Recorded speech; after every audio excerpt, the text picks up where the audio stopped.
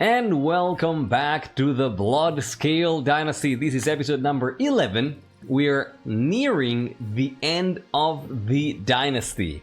This is our recurring RP campaign in King of the Castle.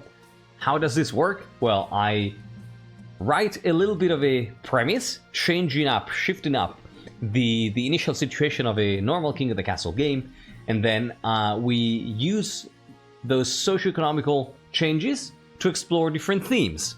This dynasty has been focused so far mainly on two things: on class conflict between nobles and commoners, and how nobles see commoners and want to interact with commoners, and on the interaction with between gameplay and roleplay. What does that mean? Well, that takes the form of two different things. On the one hand, we have bonuses and penalties. So each region, whenever they're holding the throne, they start a reign with a specific penalty. So, for instance, tonight's queen belongs to the coast, so that means that their penalty is that they always start with 3 authority and 5 stability. And their bonus is that if they keep the throne, both the patricians and the treasury gain some gold, and all regions gain some trade. In this case, only the east gains some trade because the other two were 10 already. But you can see that if you check the stats at the end of last game, trade went up for the east. Then the other way that people can influence the game, and RP and the game can influence each other, is through edicts. What are edicts? Well, edicts are a way for players to influence gameplay. So each week, the players that belong to the winning faction, the faction that won the throne, that holds the throne, get a chance to vote between a list of edicts of what they want to repeal and or approve, basically, and put into play. And those edicts are ways for them to change gameplay. So, for instance, the ones that are active tonight prevent me from picking authority or military for my ambitions as a monarch, and prevent me from picking golden choice and royal gamble as laws, and force me to enact a financial support towards the east. Because look at the east, poor east. So in the first tax season, I'm gonna be forced to bribe the counts. Alright? So these are all ways in which players can, push the narrative one way or the other between games to correct the course. So this is what we're doing tonight, and in case you're new here or you haven't been following, or you just have a bad memory just like me, I have, as always, a little bit of a summary for you, written by our amazing That Which Lurks, to catch us up on what happened previously on the Bloodscale Dynasty.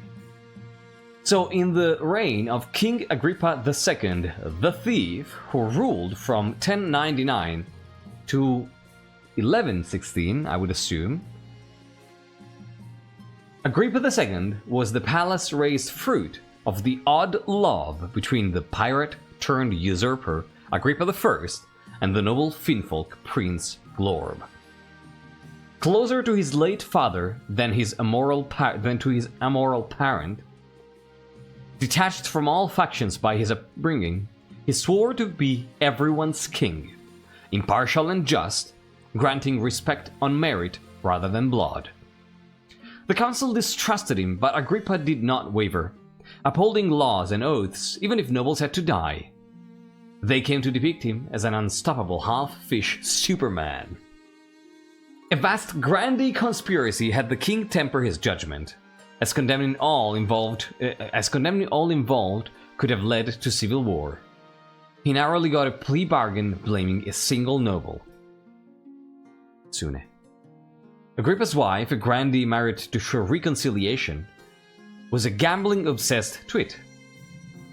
His affair with the... grandee Tokala, exactly. His affair with the sulphurous Countess Hesperas, one of his partner's creditors, led him to adopt her daughter. Unlike his parent, Agrippa didn't pretend being faithful. This left him ill-prepared when miracle workers faced off in the south. The defeated Ortega refused to join the king's side.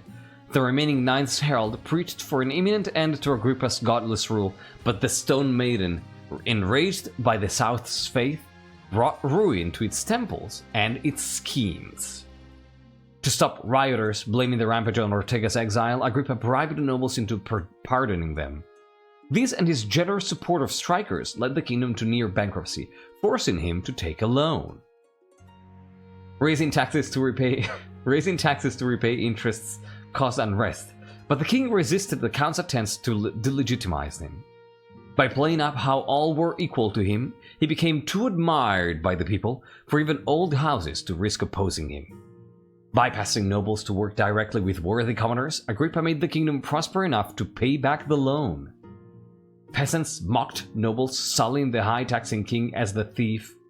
Agrippa II was not perfect, but far fairer than most. Whence came his strength. Please, can we get a big round of applause for Lurks for writing these? These are always absolutely essential in getting back into the flow of the story. I say this every time, but I genuinely have no idea how I would do without these summaries. I have no clue.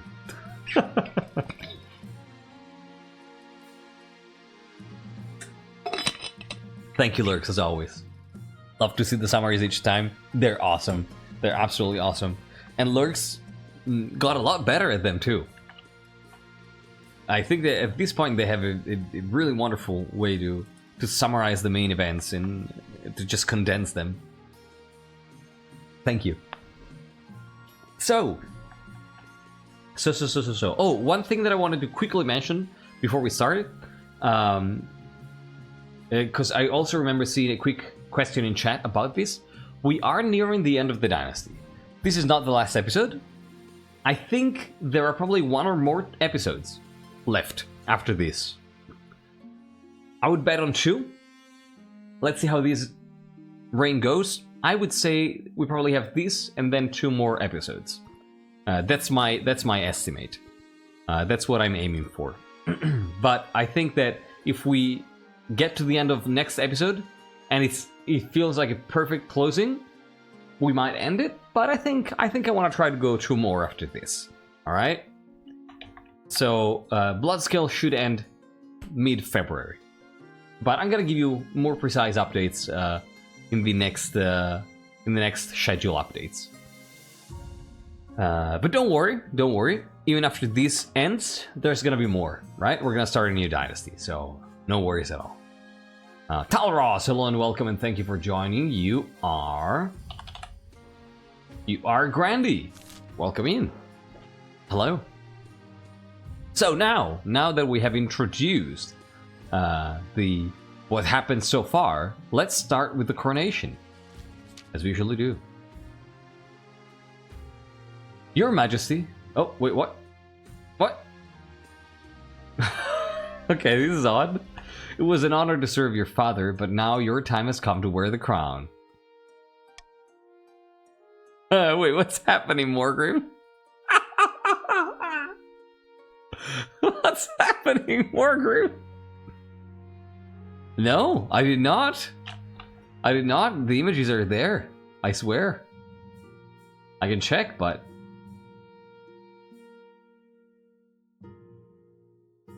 No, the images are there. I have Lauren here. Yeah, no, it's there. The castle is speaking. What about the avatars? It's there. It's there, and I haven't touched it. I haven't touched it at all. It's there. It's not my fault. Then I have no idea. Well, better call on Shiny. The council will decide what happens to your coronation. Should I get changed into my sea silk robes then? Yes! Yes! What? Oh my gosh, shiny. Shiny. Hi. Shiny is like Batman. You make their name and boom, there they are. Yeah, so these happened. We have no Chancellor for some reason. Should I get Shane to do my Sea Silk robes? By the way, I don't know if you noticed, but Sea Silk, not in the usual name, in the usual game. I blame the end user, of course. It may be for the best, Your Majesty. Shall we call the nobles in? Well, let's see if this happens with other people too. So what do we do here? Oh, I know what I want to do. I want to do a blood oath. I want to do blood oath. That sounds fun. That sounds absolutely fun. Let's do that. Not Mantas. Hello and welcome in. To join, you just have to type !join followed by your pronouns. That's all you need to do. And so it begins. Oh, that sounds fun. Hey, that's what I'm thinking, Marley. If you send me the images and a copy of your log, I can probably diagnose it. I have... Yeah, I mean, not now though, right? If you want, send me instructions on how to do that on Discord, and then I'm gonna do it after the stream, or probably tomorrow night if this ends very late. That's my girl, yep. Force the governors to swear blood oath. Good stuff. I see that people support me. Yep, exactly. Patricians are down for commoner blood. That's interesting. Huh. Yuki the White Wolf! Hey, so long! How you doing? And I vote for tradition. Oh my god, this is so close. Between 24, 31. We have 5 votes. Okay, never mind. I think we have absolute majority. Boom, there, let's go.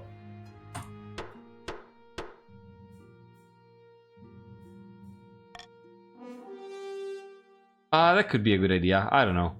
Let's see. Shall we call the nobles in? Wait, what? Oh my god, we bugged the game. Oh no. Oh no. Oh no, what have we done? Oh no. Well. I assume I might have to, yeah.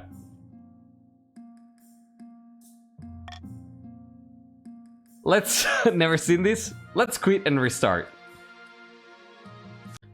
So, we had to interrupt previously because we had some technical difficulties here and the game was bugged.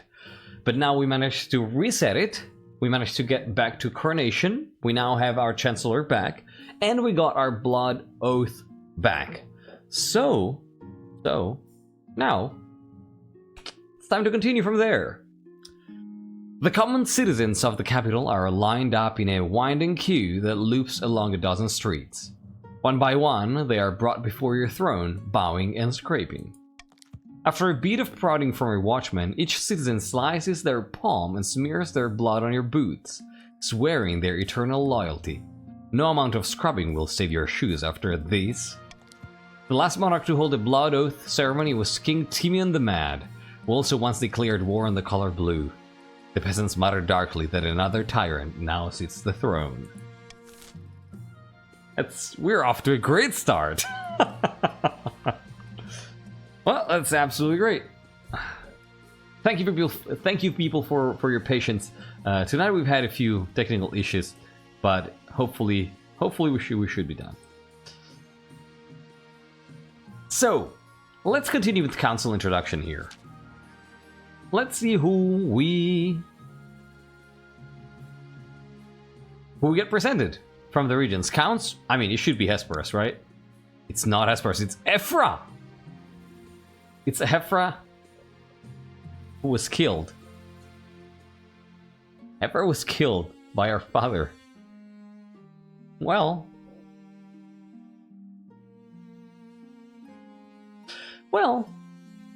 hi Ephra. In order to finally make Your acquaintance, Your Grace. I was dismayed to hear of your father's passing. Me too of yours. You know, kinda? Yeah, probably. That's a good point. Agrippa the third never removes the blood oath from the boots. So every time she wears those boots, yeah. Patricians. We have sparse corruption, of course, the richest noble of the land. Pleasure, Assyrian Highness. Pleasure is mine, sparse corruption. And finally, we have the Grandees here. Not man tasks. May the Ninth God bless you, Your Highness. I trust you will conduct yourself with honor and faith. We'll see. I'd like to make your acquaintance. My arc continues. The council hall immediately fills with raised voices as the nobles argue, is this what your father fought so hard for? Alright, yeah, at least you shouldn't scheme, exactly. Oh, and did we say no technical issues anymore? Yeah, there you go, we have another bug. But that's easy to fix. So, Your Majesty, you've had an interesting upbringing. This is custom text, by the way. We have a custom advisor, in case you hadn't seen it, Spymaster Adelaide. I know, yeah, that's her name. Your Majesty, you've had an interesting upbringing, and with your father out of the picture, the nobles will be looking for any opportunity to replace you. When you die, how do you hope the kingdom will remember you? So, who is Agrippa III? Let me introduce you to the new queen. That scar could tell a story? Oh, the scar was part of the ritual that brought Agrippa III to the world. So, what do we know about Agrippa III? Agrippa III has a very particular heritage, right? She is the descendant of a patrician who was also a pirate, very low blood, and of a Finfolk prince. And then the son of those two basically had a relation with Hesperus, and that brought to life Agrippa III in a dark occult ritual in the east made by a witch vampire. So, on the one hand, her father was son of a patrician pirate low-blood Finfolk monarch, and on the other, of a witch vampire who brought her into existence through an occult ritual. So this couldn't be more messed up than this. Couldn't be more messed up than this. I'm the problem, it's me? Yeah, you are, Hesperus. Yeah. So this is super messed up.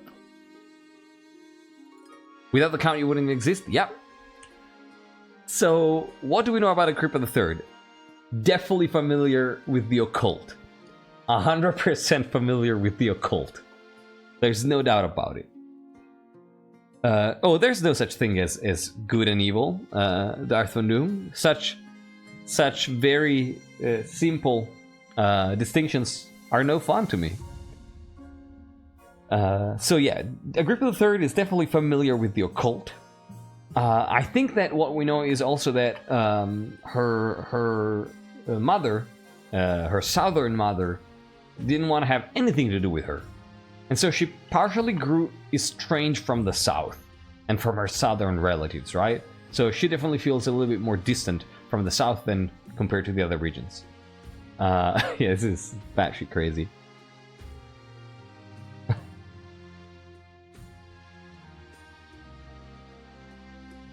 In a way. Is this part of the universe explanation of Eastern financial support? That's what I'm thinking too, yeah. Then, what else do we know? Who is Agrippa III? What do people know about her?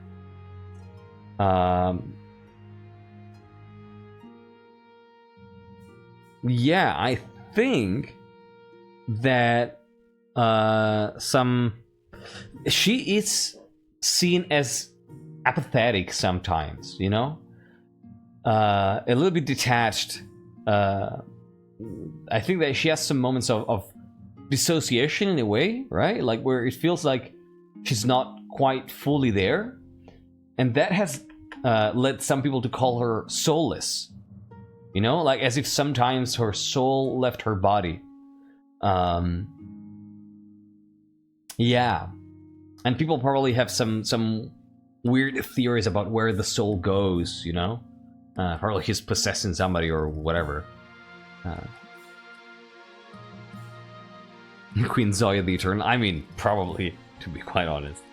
So yeah, there's definitely some kind of narrative of that sort, and that's for today, right? Like nowadays. As for her childhood, how was her childhood? Like, how was her upbringing? I think that we know that she was incredibly attached to her father. Definitely incredibly attached to her father. Like, would never stray far away from her father for as long as he lived.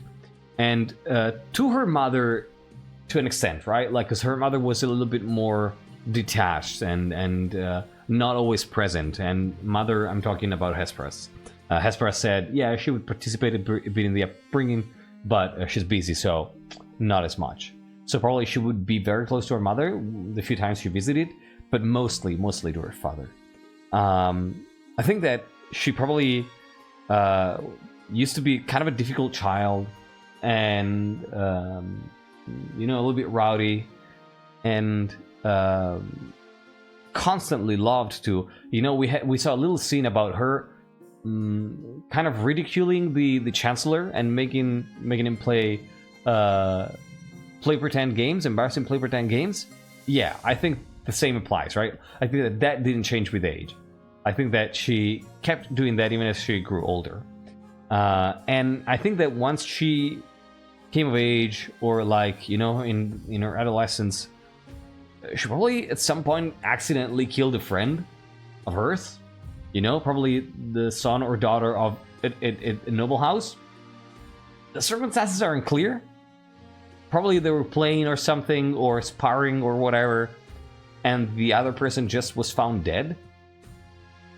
And, you know, it was kind of a scandal, but in the end, it was, you know, the princess. So who could have said anything about that? God forbid women do anything. Yeah, there you go.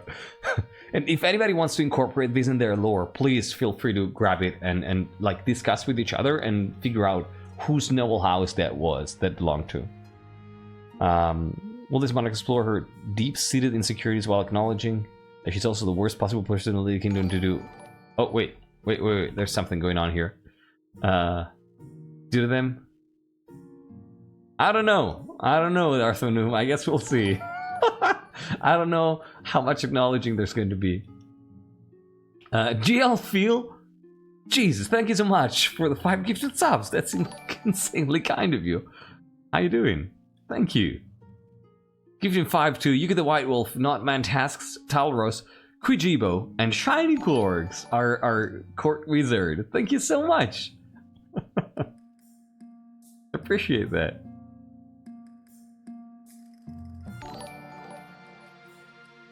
Thank you. Should like some blood? Because of the fangs? Who knows? Perhaps they were Agrippa the Third's victim? Yeah. Feel free to discuss it with other people, you know, just so that everybody is okay with it. I gotta give this up. I was planning to use my pride. Yeah, there you go. You won't be able to do it.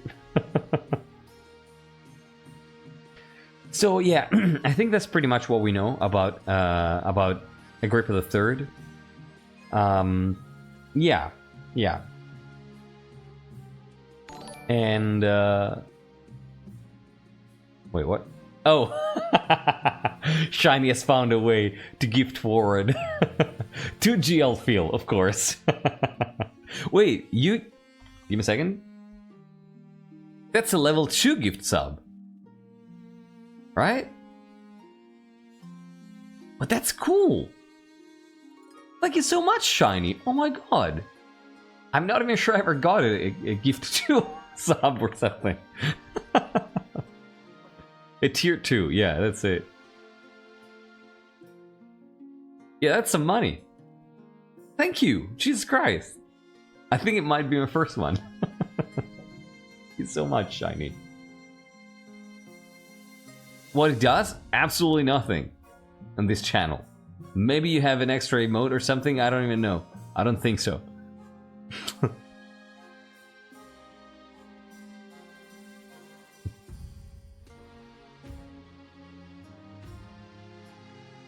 It would unlock tier 2 sub emotes if Kaji had any. I'm working on it. I'm working on it. Okay? Give me time. I'm working on it. Give me a couple months. And we're gonna have new subs. New emotes. Yeah, it's not nothing. Thank you, Shiny. Really. I appreciate it. So, no, we cannot make a Hesperus emote. Because that could lead up to other people asking for their own emote. And I don't want to create that kind of things. A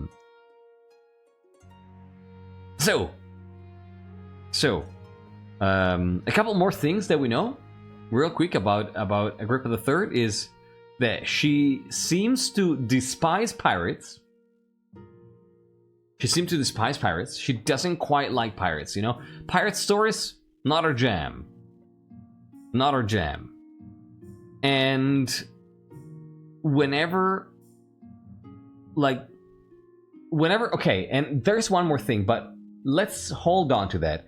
When there's a count, whenever she ends up speaking with a count, please ask me about it. Okay? Can we make a frog emote? Oh yeah, that's in the works. That's in the works. And a toilet emote, that might be in the works too. So yeah, whenever she's gonna end up talking with a count, please bring this up. Because I have a question. She speaks the ancient language of the East? Might be, we'll see. So what does she want to do, though? Is the question, right? I think that her agenda is... Golden Age sounds like fun. Yeah. The Golden Age sounds like something that, you know, can be fun. I cannot pick... I cannot pick this, I cannot pick this. Peacekeeper sounds boring. Mother of the Nation? Nah, not really. Saint? No way. Golden Age sounds fun. Let's do Golden Age. Sounds like a quest or something.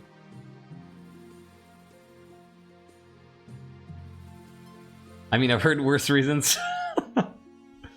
Yeah, Saint would be funny, but it wouldn't be fun. I suggest over the next few years you focus on improving the kingdom's overall trade as much as possible. Of course, Spymaster. No worries, Astro. Oh my god, Sylvia looks cool. Of the Vaspir dynasty. We have a Vaspir who's not grumpy. This is insane. Powerful Eastern narrator leans delicately on the podium, whispering carefully. My fellow counts, under the rule of Queen Zoya, we were on the cusp of restoring the days of Eastern glory, but we cannot return to those heights while the false Queen Agrippa III wears the crown. Have a good night, Astral. Take care. Must be a very distant relative. Counts of the East, what do you want to do to overthrow Queen Agrippa III? Do you want to try to find a doppelganger? That's gonna be a tough call. Trying to lower your own defiance. Do you want to offer her ascension, trying to lower your own faith? Or do you want to possess her, trying to lower your own defiance? What do you want to do, Counts? A doppelganger? Also, offer ascension to a half vampire? That's interesting. And the glory of the one in the ninth god, so much that he idolized these stories. He has taken the motto of his house as a mantra. Oh. We'll make our own. I mean, that's not wrong, though. Alright, looks like it's gonna be possession, so let's go. We're gonna possess the cult baby? Yeah, I guess what's gonna go wrong with that? The Count's plan to summon a demon to possess the Queen, putting her totally under their control. First, they must lull the Queen into a false sense of security. To advance their scheme, they must lower their defiance to 4 or less in 2 seasons. If I want to listen to old men talk at me, I would listen to Eastern poetry. Yeah, Hesperus voted for her child to go back home. Sophia of the Fearheart Bay lineage, eccentric southern firebrand, stands bathed in sunshine, ranting in a fury. If False Pretender occupies the throne, will my claim is ignored? Grandees of the South, this is a stain on our honor. We must not allow it to go unanswered. This might be your daughter, I think. Grandees of the South, what do you want to do here? Do you want to intimidate the Queen, trying to raise stability? Do you want to start an uprising, trying to raise the treasury? Or do you want to spread fervor and raise your own farming? What do you want to do? Grandees! Fervor, uprising? What is it? Oh, this is close. This is very close. Very, very close. We are 3 to 4 now. 4 to 4, this is tied up. And we have two grandees who have not voted. It's 4 to 5. I'm actually gonna do a roll call here. Soulwind has not voted. No, Soulwind. Okay, I'm gonna call all the grandees. If you hear your name and you have not voted, vote now, because this can be tied. Wait, it can't be tied anymore, I think. 3, 6, 9, 11. We have absolute majority. Fervor it is. Let's go. Fervor it is. The grandee claimant Sophia has been chosen by the Ninth God to be the next queen. She has promised the first miracle for all. First miracle, food for all. To advance their scheme, the grandees must raise their farming to 5 or more in 4 seasons. Okay. And finally, we have Julian of the Shiny Quarks family. Notorious coastal entrepreneur, scribbles with a well-used quill on a hardwood desk, explaining in measured prose. Fellow patricians of the coast, my claim to the throne is far more legitimate than that of Queen Agrippa III. Something must be done. Patricians of the coast, what do you want to do to overthrow Queen Agrippa III or not? Do you want to use sorcery and ask for the help of a wizard trying to raise authority? Do you want to use subterfuge and lower stability? Or do you want to acquire a monopoly, trying to raise your own trade? No corruption here, so the corruption votes for the closest thing, which is monopoly. Yeah, that's true, Amy. Sparse monopoly. No corruption this time around. No corruption.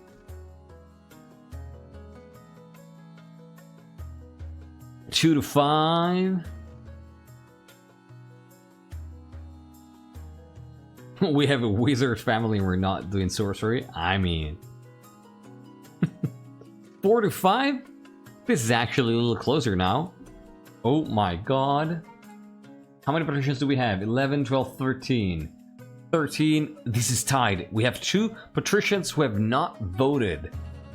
Oh my god. If you are a patrician and you have not voted, vote now, because you will break the tie. Otherwise, this is going to be a 50-50. So, we have Sparse Corruption, Lemon Square, Marley, Electri, Dragon Pit, Honest Sweet, Shiny Course, Maito, Banco, Horizon, Battle of Kane, Marid, and Modest Pickle. If you have not voted, vote now. I'm going to count down from 5, 4, 3, 2, 1, and 0. It's a 50-50.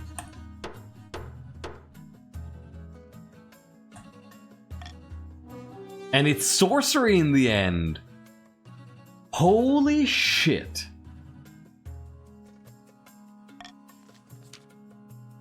The patricians plan to make a bargain with a wizard. These immortal spellcasters seldom get involved in political squabbles, but perhaps if the queen was considered a threat to their autonomy. To advance their scheme, the patricians must raise authority to 5 or more in 2 seasons. Okay. And so we have Sylvia, a traditional matchmaker, Sophia, a psalm writer, and Julian, a bastard offshoot. This is probably one of the bastards of Agrippa I, right? Or a son of a son. Fight fire with fire? Yeah.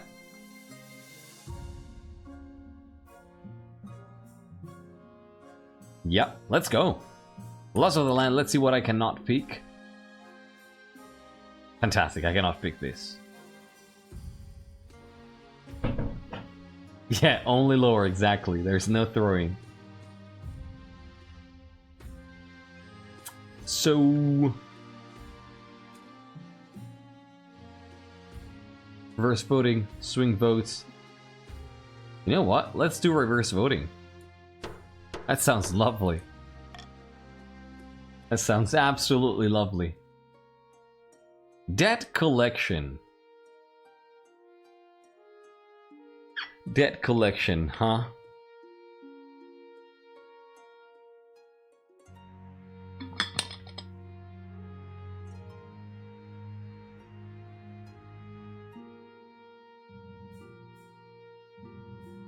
Let's start there. Greetings, Your Majesty. I am here on behalf of Solvent and Gold to collect what we are owed. Wait, what? Your father took out a loan, and the debt has passed down to you. You owe us a grand total of 3,750 gold.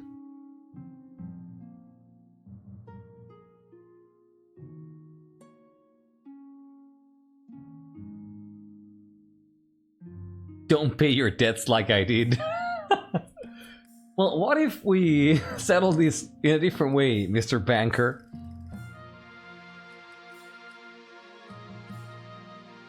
That is easy. That is easily affordable, yes.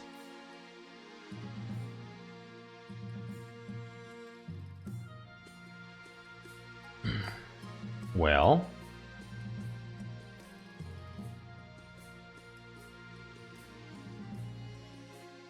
but what if you don't pay?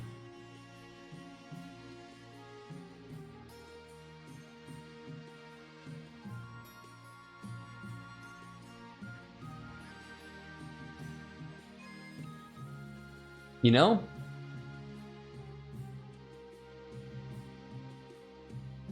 You know?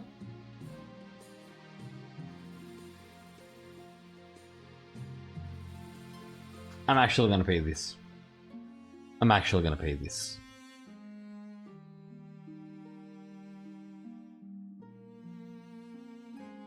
Oh my god, I think I know why I think I know why she's going to pay this. Oh my god. I think I know why she's going to pay this.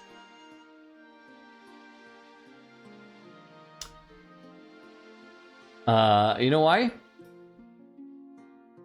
There's a skill. This is the Bloodscale Dynasty. How bad can it be? Right? This guy has scales here. Yeah, it's a Bloodscale. Of course, good sir. There you go. Make good use of it. It's a sign. Exactly. Banker of the Bloodscale Dynasty. Yes. Yes. Easy. Easy choices. Easy choices. That's fun.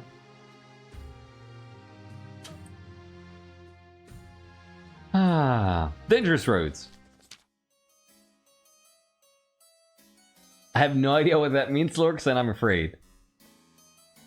Oh, wait, we have a count here. Talros. I need to know, Talros. Also, rad dress. Thank you, Morgrim. Thank you, Morgrim. I need to know, Talros. Is your house a heavy blood house? And is your house... does your house dabble into the occult? Is my question. Thank you, Yuki. Thank you for the 25 biddies. Occult, 10,000%. Okay.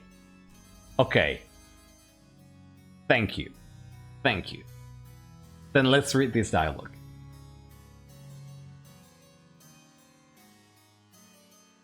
Heavy blood, yeah, what? Not sure what that is in the game. Okay, let's have chat explain that.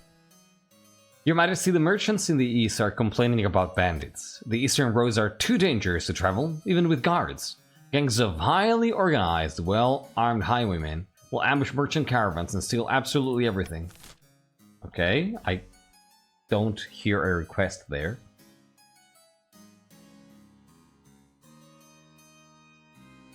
I'm going to veto this.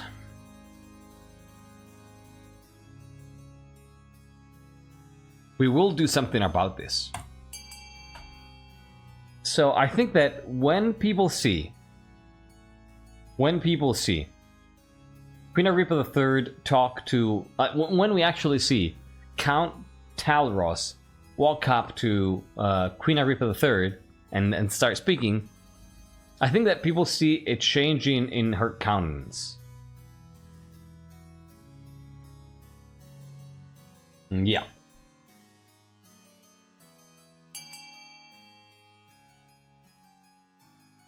A little bit of a change in countenance.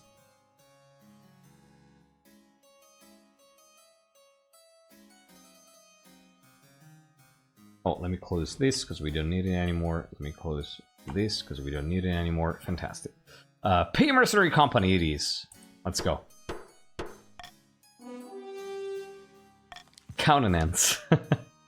You pay for a fearsome mercenary company known as the Goldbeaten to patrol the roads and keep the bandits at bay. After a dozen bandit attacks are repelled in roadside skirmishes, the bandits lay low and lick their wounds. The roads are quiet once more. Merchants grumble that the mercenaries demand constant bribes and that their matters are almost as bad as those of the bandits, but who cares? Merchants are never happy. Think I know what you're going for? Really? I don't know. Or at least where you got the idea from? I would be curious to know. If you know, I would be curious to know. You know, Wargrim, it's good that you didn't, because I didn't want you to edit a lot of events. I don't want you to overwork yourself, you know? Because, yeah, there would have been a lot of events to edit.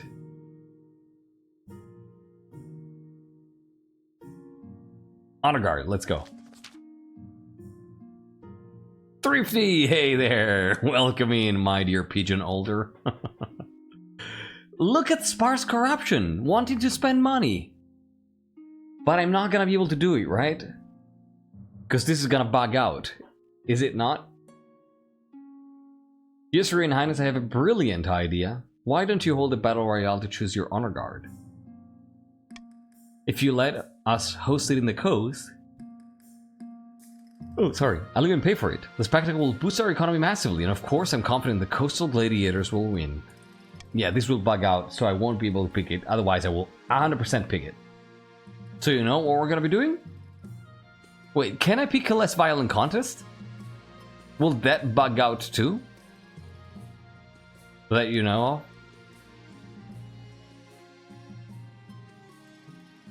Oh, we got some ads. That should be okay. Well, then I'll leave you 3 minutes to check that if you have some way, probably not, to check that. And I'm gonna go refill my water bottle because I'm already out of water. I'll see you in 2 minutes, everybody. Ads are running, so I'm gonna be waiting so that nobody misses anything. All right. So I'll see you. All right, fantastic. I'll see you in 2 minutes.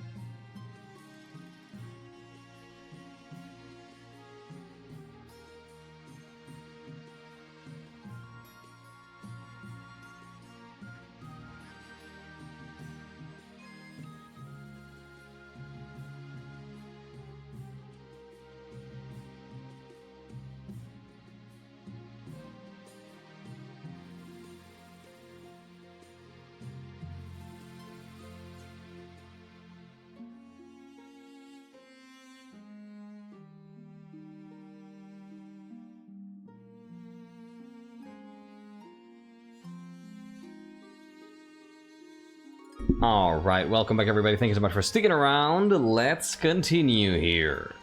So, have we ascertained whether I can do this? The racing drinking contest should work fine. The talent contest has its own bugs. Okay, good to know. Thank you. Thank you, Lurks.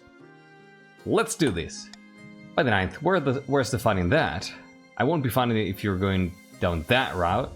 Then I'll find it myself. How delightful. What kind of contest would your majesty like to hold? So race and drinking contest should work fine. Talent contest has its own bugs. What about the beauty pageant?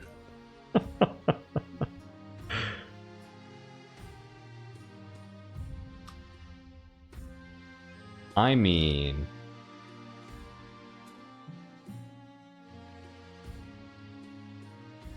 I want a drinking contest. I want a drinking contest here. I want to see drunk people go around.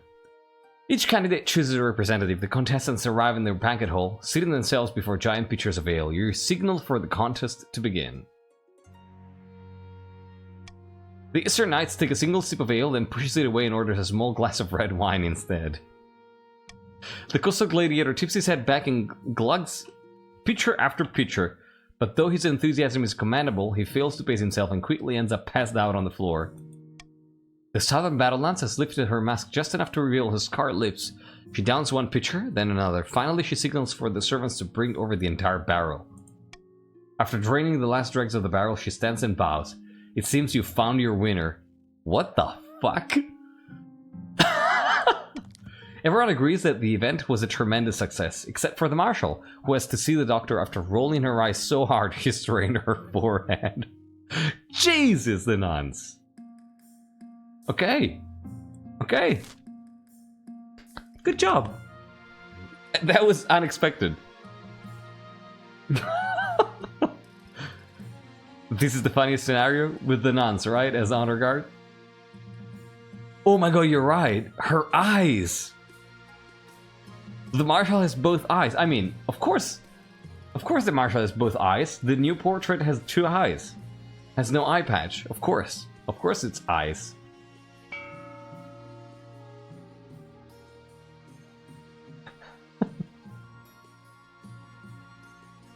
So, let's continue with the first auction of the night. Yeah, of course the Northern Warriors would win there. Let's start the auction in 3, 2, 1. Boom! Exclamation mark. Fund, followed by the letter of the building you want to fund, followed by the amount of money you want to spend. Your options are raising trade for the counts with A, lowering military for the counts with B, raising farming for the grandees with C, lowering farming for the grandees with D, raising authority with E, lowering faith for the patricians with F. I'd love to see E. I'd love to see E. Why not? That's funny, Lurks. Yeah, the pirate stuff, right, Doc Vulpus? Also, hi, Doc Vulpus. 20 seconds, 20 seconds, 20 seconds. I still like that we see... Yeah, Opulence is so cool up there. 10 seconds left, y'all. 5 seconds left. Vote now, vote now, vote now, vote now, vote now. Spend your money. Oh my god, that was wild. There was actually wild spending there. Oh my god. The patricians spent a bunch of money. Marid getting the monument in. Helping the fellow patricians. And then we have Honest Swede building an aqueduct. Oh, look at that. Altruistic. Horrible haunting, mercenary extortion, and finding a spouse. Mercenary extortion. Let's start with this one. You never asked what kind of monument? I'm not sure I want to know. Conte Talros again. Your Majesty, those mercenaries you hired are behaving terribly. In addition to their wages, they are extorting tolls from traveling merchants in exchange for safe passage. What happens if the merchants refuse to pay? Their goods are confiscated as sword point. In other words, the mercenaries are robbing just as much as the bandits used to. Between the bandits and the mercenaries, Eastern trade is being utterly destroyed. Well...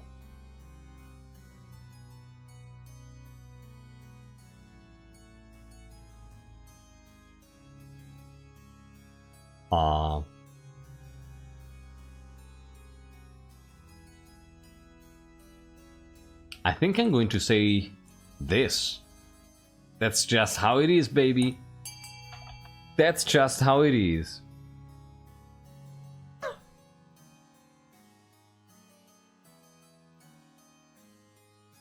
Pretty simple, right? You want protection? Or you're gonna get protection. For some things. Yeah, free market. Exactly. Free market.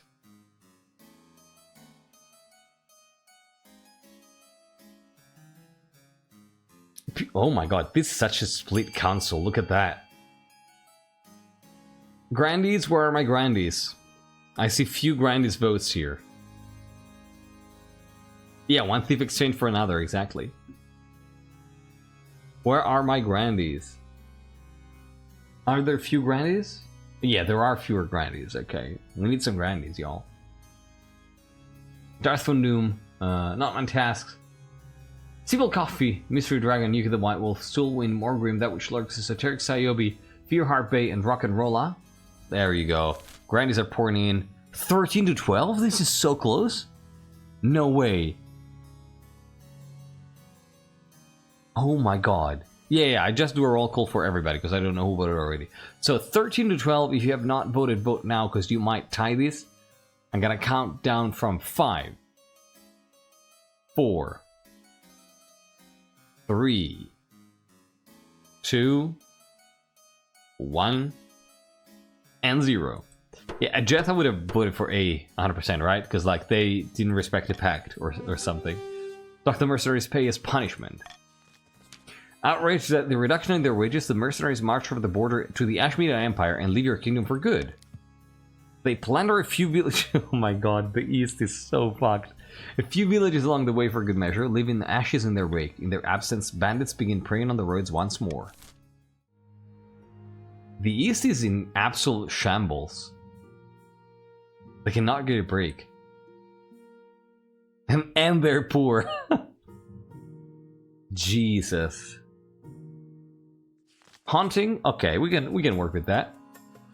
During a meeting with the Council of Nobles, a commotion erupts as Lord Patrician Electri II lets out a piercing scream. By the 9 steps below, it's here! It's here! He faints away, falling to the ground with a crash. Oh, he'll be fine. With some brisk shaking, Electri II comes to. I thought I'd be safe from in here, but lamentably, when we built that monument on land, some manner of specter was disturbed, and it's made me its target. Yeah, exactly, Hesperus. Why would a ghost care about you? Are we really entertaining this nonsense? I hear voices, your esteemed highness. Little pinpricks at the back of my mind. Just now I saw a horrid grey shape hanging over me, its face a rotting mask. We're too old for campfire tales, like Mr. Gary. I beg you, your August Majesty and gathered nobles, come to my aid. We must banish this wraith.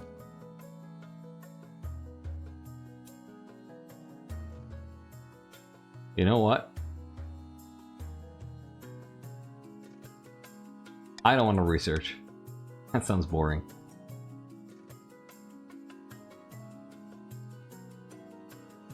Yeah, that sounds fine. That sounds fine. Either 0% faith or just ignore it. I'm fine with both. I'm absolutely fine with both. I am absolutely fine with both results.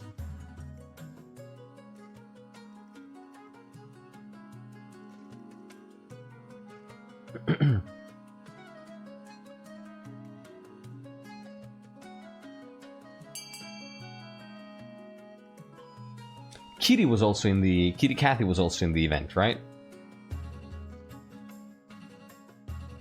If that's the case, Kitty, if you're still here,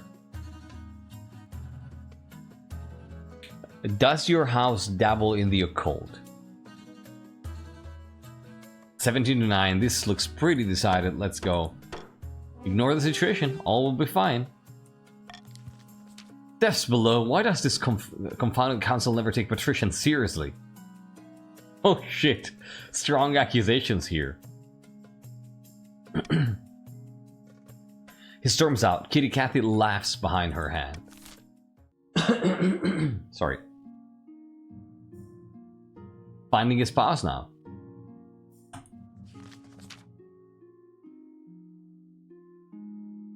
You know, that's part of the game, I think. Is that it's difficult? Okay. Iconic. Your Majesty, it's important you find a spouse sooner rather than later. I'm not too interested in love, to be quite honest. The nobles will be most upset. Surely it behooves you to look at some options. I don't know.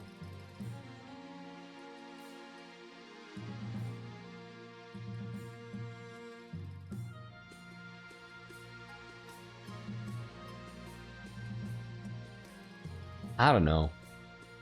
You are invited to the next family barbecue? Ah, it's alright.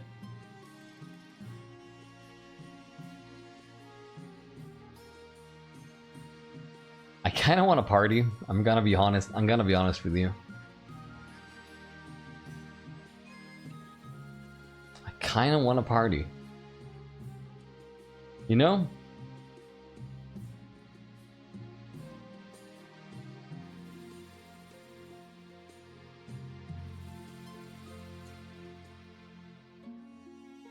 Might be a party girl.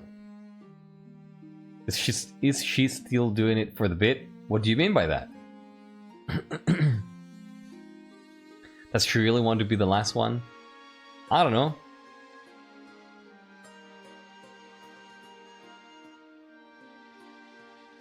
If you're partying in the thought of seeing the Queen Mother, I tried, but I couldn't change it to Hesperus. No, that was not it.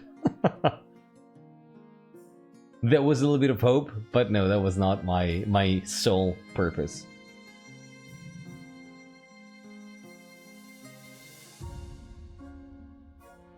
You'll see something interesting and fun, but it won't be Hesperus. Are her choices done solely for her own amusement? Now we're getting closer. Now we're getting closer.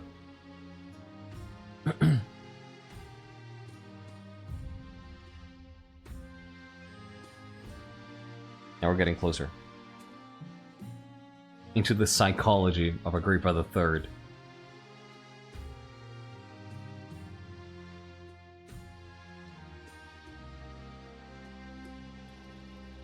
I think it might be... I think we won't marry. Very well, Your Majesty. We shall speak no more of marriage. But Your Majesty, may I ask why you refuse to marry? She's here for a good time, not for a long time.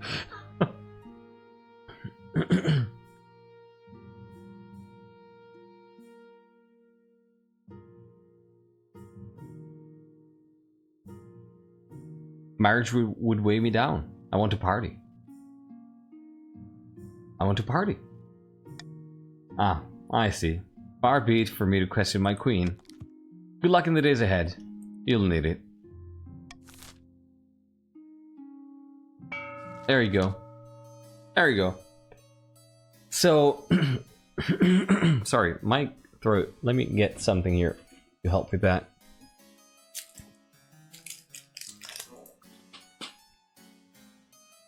Yeah, Lorraine is super... Lorraine has actually been tired of Agrippa III for a while, if you think about it, right?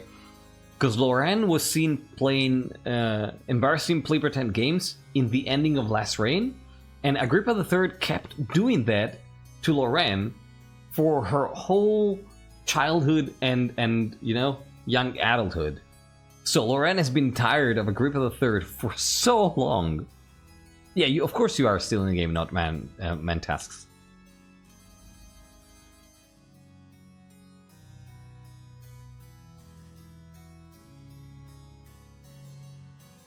Ultimate job security. The only thing southern about Agrippa III is her accent. Might be. Hidden in a labyrinth beneath an eastern castle, a pair of accounts meet to speak of their schemes against the queen. Valley girl. The Chancellor sent me a fruit basket last week to thank us for our effort in helping the crown. It's working, our reputation is secure. Our problem now is the Archbishop. His beady little eyes will be focused on us if we're not careful. You must evade him at all costs. For the next stage of their schemes, the council must lower their faith to 4 or less in 4 seasons. Hentai Dad, welcome back. Yeah, Hyena is main schemer. In the coast, Lord Patrician Lemon Square sits on a pier, watching the sharks swim lazy circles beneath his dangling feet. Suddenly, the water begins to boil and froth.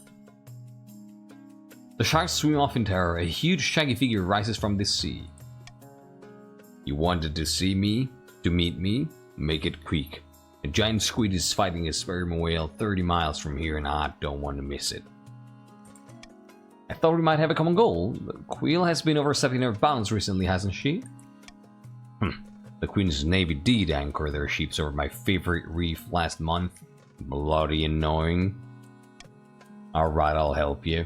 But you better get rid of the bees first. Did you say bees? Yes, on this plane they're simple insects, but in the apiary, the world of dreams and magic, they're powerful and intelligent, call themselves the dreams of being. They have an innate fondness for royalty, and sometimes protect monarchs from magical interference. But they won't harm non-magical folk, beyond the occasional sting, so you can deal with them. Wait, Lemon Square was the one who had been cursed by Scrampton? Is it? For the next stage of their scheme, the patricians must lower all regions' combined farming to 14 or less in 4 seasons. Well, that's gonna be tough. So, support. Support East. Financial support East. Lemon Square, that's pretty funny. Financial support East is active.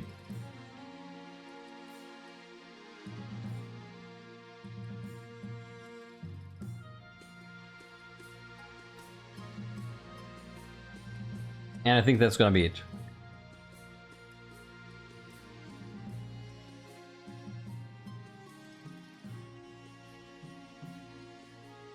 Finally have money. Yeah, I think that's it. We're gonna confirm that.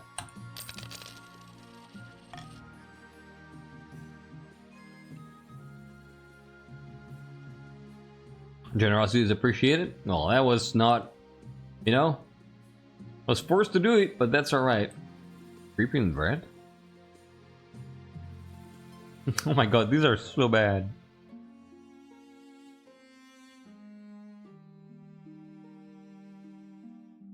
Well, let's start with the refugee crisis.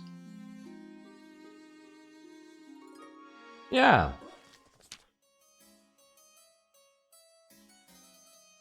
The East is experiencing a terrible famine, Your Esteemed Highness, and a steady trickle of refugees have been pouring into the coast. And? They're looking for food and steady work, but finding neither. They've turned to begging. The streets of coastal cities are crowded with Eastern vagrants. Well, I'm sorry that my suffering people are clogging up to precious coastal streets. They need help, not judgment. But will the council give it? Bomb viewer, are you here? Are you here? I wonder why, right? Yep. So, Bon of the Bonds. How much does your family dabble into the occult? And how heavy blood are they?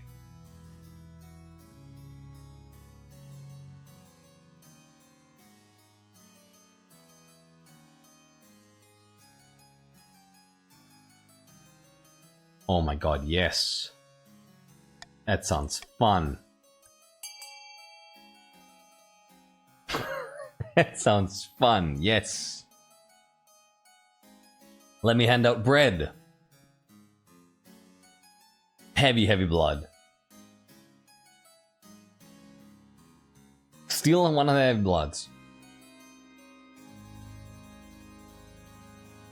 Like feeding ducks.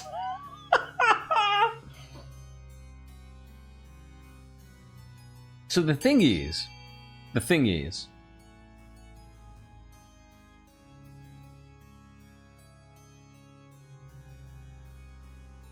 peasants, if they ever start complaining, that just means they've had it too good for too long. Yeah, it's a very Eastern way to see things. Oh, you're right, Maito. Yeah, Maito would have very clear ideas on this. So this is very close. It's actually tied currently. So if y'all have not voted, this is the time. 12 versus 12, counting down from 5, 4, 3, 2, 1, and 0. 14 to 12 in the end wins. 14 to 13, that was so close! That was so close, Jesus! Distribute grain among the starving peasants of the East. By distributing grain among the peasants who remain in the East, you alleviate their suffering and reduce the flow of refugees. Look at that. That's incredible. But those who have already made their way to the coast prove unwilling to return to their homeland, fearing more famine around the corner. Tensions hiding between the counts and patricians. Oh, this is gonna go to shit real quick. Yeah, I agree, Amy, yeah. Wait, there was Sirius. I saw a Sirius here. Sirius! How you doing? I'm doing great. I had a busy Christmas. I had a busy New Year. Both good, though. I graduated in the meantime, in January. So, yeah, I got a degree. So, I would say I did great things. How you doing? How about you? I graduated 3 weeks ago. Thank you, Paylink. Appreciate it. Thank you. I did a stream with my laurel on my head once I came back. And Jardiner Yuki. Yes, they are heavy blooded. Okay, thank you. Thank you, Lightree. And thank you, Sirius. I appreciate it, buddy. Laurel's stream was unhinged. It was fun, right?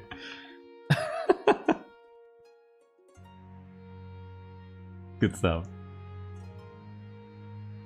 So, let's go. Congrats indeed on your degree in running roleplay communities on niche games. I wish. Every day, more bandits attack our roads in the east. We are overrun with scoundrels and outlaws. I've looked into this, Your Majesty. A leader of sorts has emerged from among the rabble. For now, the lawless scum do his bidding. Tell me more. He calls himself Marcus Greensleeves, and he claims to steal from the rich and give to the poor. By the blood of the dead, he's taken up the banner of that folk hero. That's funny. That's really funny, Morgrim. Good edit. That's a good one.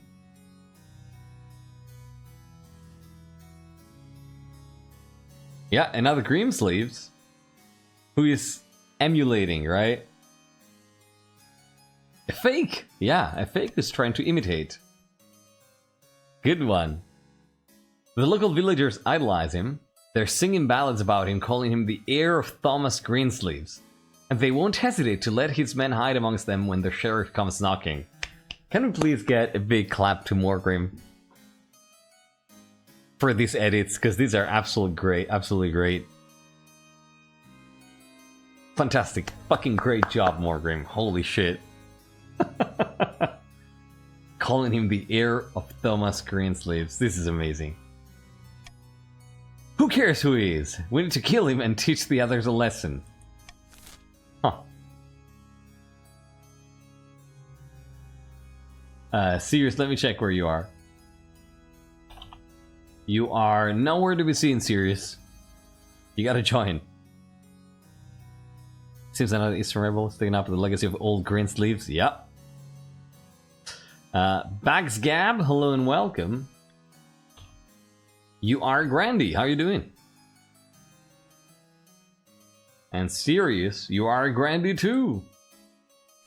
Welcome in. And Jonas, let's welcome another Grandee. No, you're a Patrician. Welcome in and thank you for joining, everybody. Just ate some noodles. Oh my god, yes, that sounds absolutely awesome. Fantastic. Chief Mac, welcome back. So, what do we do here? Send a spy.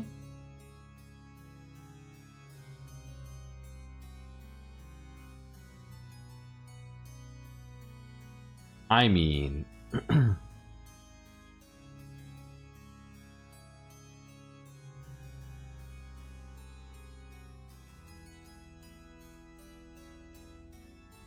I don't know.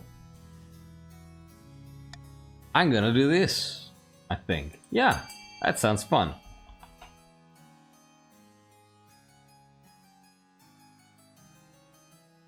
Calling me fake publicly. Oh my god, that makes so much sense. Extensive smear campaign makes so much sense, actually.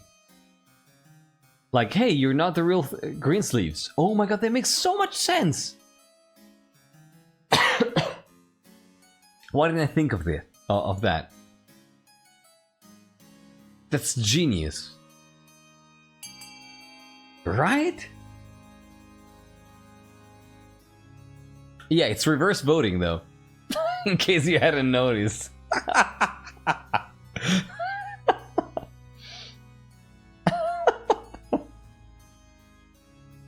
Yeah, reverse voting is active. Oh no.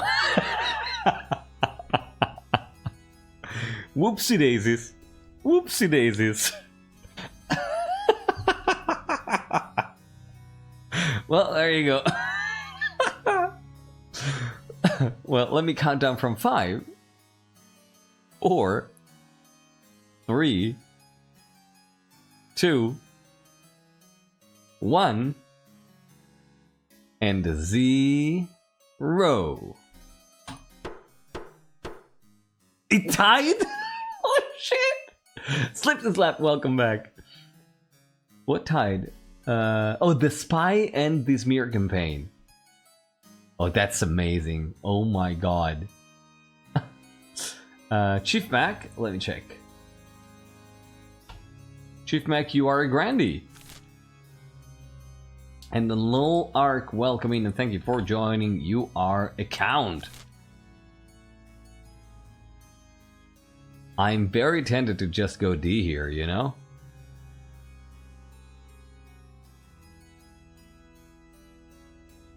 Yeah, let's do that. Mount an extensive smear campaign to discredit Marcus Greensleeves. Oh my god, it's a success! You launch a smear campaign across the kingdom. Town criers shout about how Marcus Greensleeves bandits are cannibals and sadists. Posters denounce him as a devil-worshipping warlock. That's kind of hypocritical from us, but okay.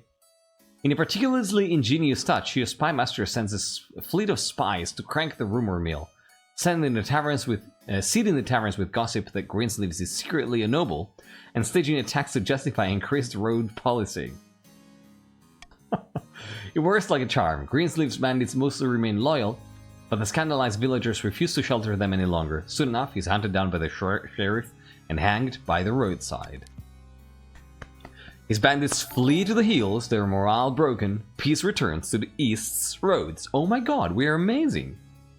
We're absolutely amazing. Good job. Null Arc, thanks so much for the follow. I'm glad you're joining us tonight. I hope you're doing well. Yeah, you're right, exactly. The Spy Master is doing a great job here. Policing? Okay. You're right. Thank you. Hey, we got our hanging. Just what we wanted.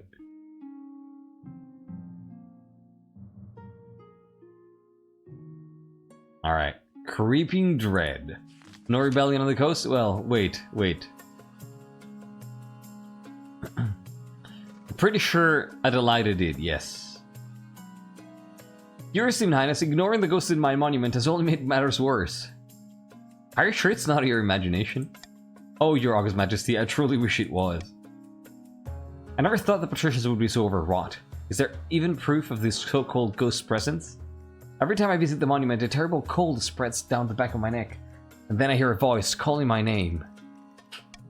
He claims to be my great-great-uncle Georgius, who died last century in a dreadful hunting accident. Okay. He says if I don't pay attention, my lineage will be doomed and my name dishonored. This sounds important. What do you know of this great-great-great-uncle Georgius? I think I knew that guy. Of course you do. The family chronicles described him as a bad-tempered old man with no sense of humor, an accurate portrayal judging by his ghost. Well, hire adventurers to deal with it. Tell to offer something valuable to appease the ghost. I'm not gonna pay for this. I'm definitely not gonna pay for this. I'm gonna either force you to do something about it or smash the monument and stop thinking about it.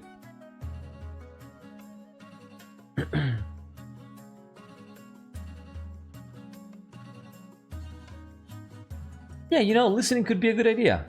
Listening could be a good idea here. Or maybe, since you're a patrician, just offer the ghost something valuable, because why not?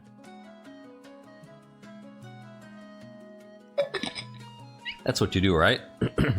Solve problems with money, right? Isn't that what you do, patricians? I think so.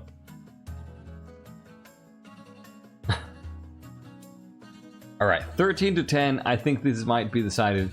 Gonna count down from 5, 4, 3, 2, 1, and 0.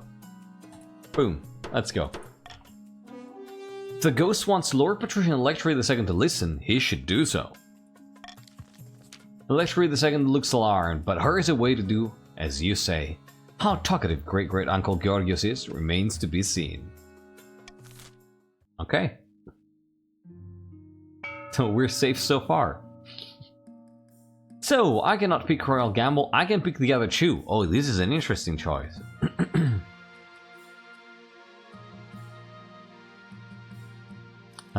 Which trait Clementine did not have? I think I'm gonna go with this. Yeah, that sounds more like it.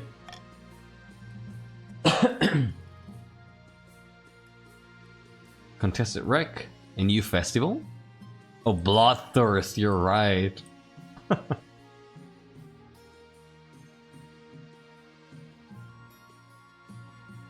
Let's do the Contested Wreck first. Serious? Oh my god. We got somebody cute in the south here. An opportunity, Your Highness. A Kurth ship sunk last week just off our coast. I request permission to salvage the wreckage. Kurth vessels are always full of valuable things. Wait. Yeah, as you say, Sonari wants people to bleed dry one way or another. Yeah. So this is Sonari here.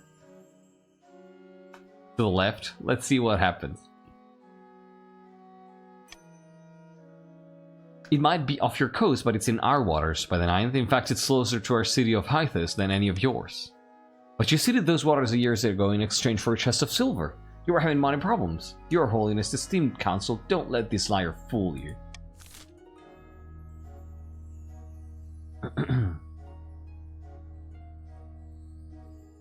I would love to investigate here, but...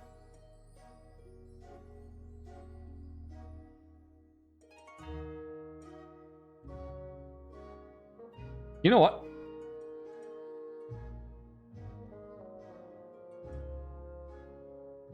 Oh my god. Yeah. Yeah. Nope. Nope. Nope. Nope. Yeah. Time to pick sides.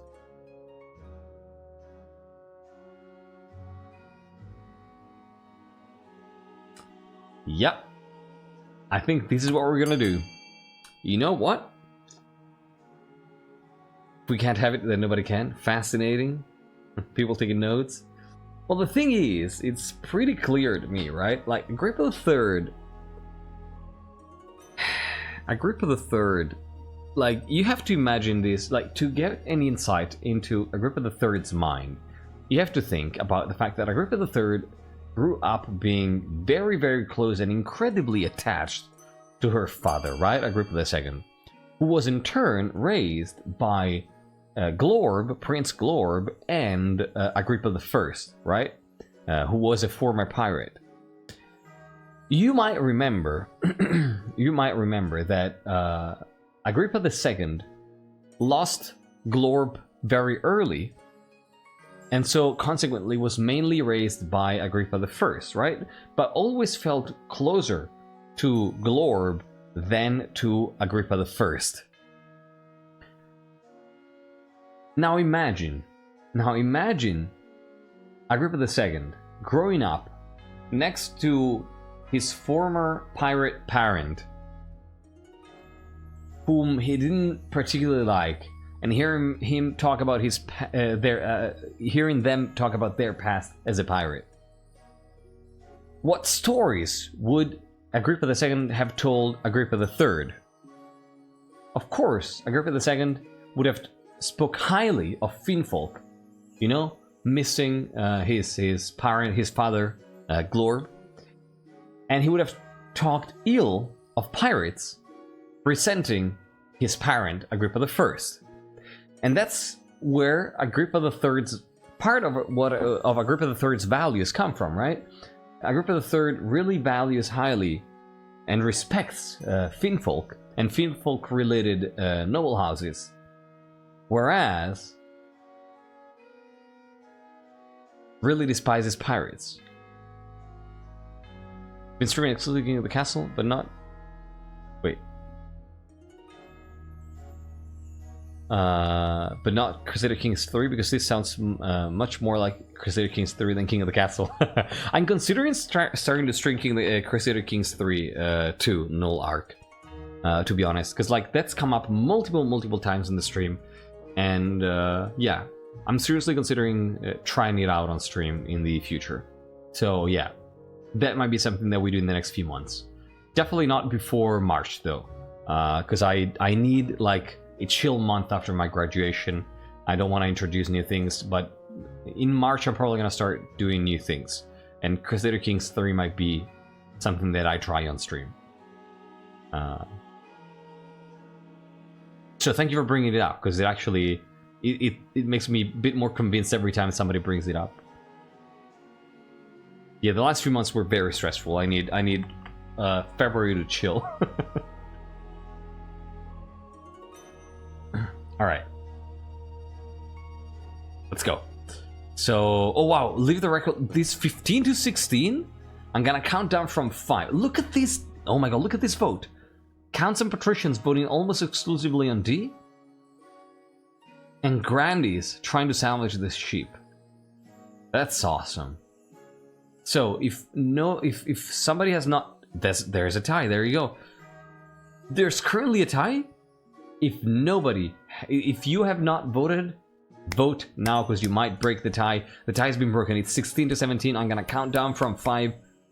Vote now to tie it again or break it indefinitely. Counting down from 5, 4, 3. It's still 16 to 17. 2, 1, and 0. The power of spite, indeed. So, leave the wreck alone. Leave it alone? And it's success! But what about the bounty? The riches? Though everyone protests the decision, word arrives in Hythus that a rogue salvage team is eaten by sharks and dashed across the reefs whilst trying to retrieve the ship's cargo. There you go. So, I did everybody a favor by forbidding it. Got a bunch of extra features nowadays with the expansion and seasons. You know, I've never played it. Like, I've recently bought it, and I've played it for, like, I've checked it out for a few hours, just to take a look at menus and everything, and I'm very confused. So I'm probably not gonna touch it until I stream it, and I'm probably gonna take a look at it on stream with people helping me. Because I've opened it up, and the main feeling was confusion. So... So yeah, You're probably gonna get a first impression experience.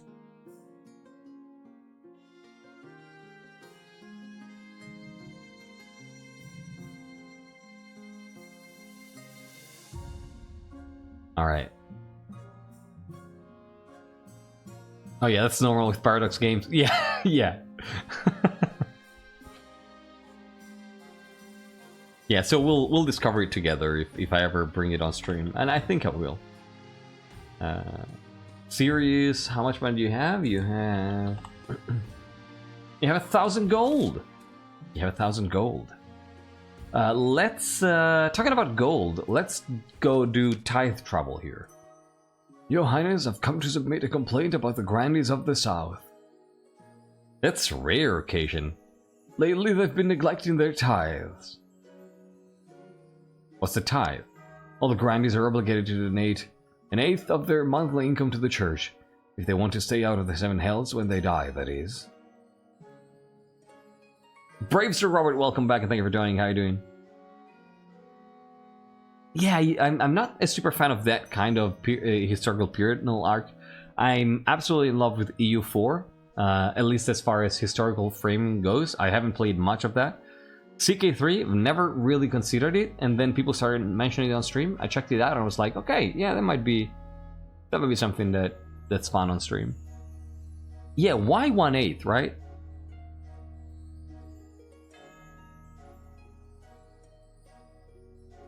What? Why is this an absolute cursed dynasty? Because the grandees are neglecting their tithes? Yeah.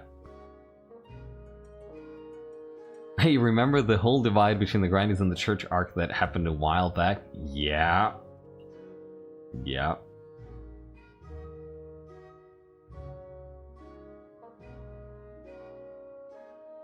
Yeah, the mods are insane.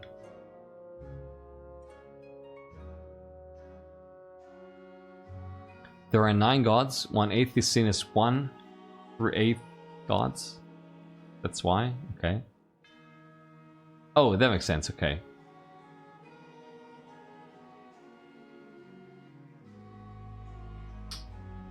I mean, I'm not a debt collector. Who do you think the common folk will blame if the church starts failing? Me? No, Your Highness. They'll blame you alone. Especially if I tell my priest to spread word that you refuse to help a holy man in need. Fine. I'll help. I'm not happy about it, but I'll help. The worst offender is Grandee Morgrim Moon III. They haven't paid their tithes in years. I want an example to be made of them. Okay? Okay. Well...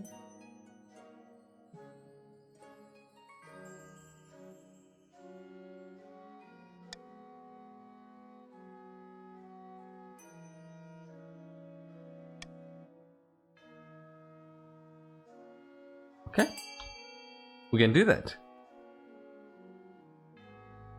I have a super faithful noble, probably a greedy one too. Clearly you just forgot. They'd walk into prison themselves and be horrified, and I'm absolutely blaming the dodgy collector stealing in the middle. I mean, I really want to see you in the dungeon. I hope the council will comply, but it doesn't look like that's gonna be the case.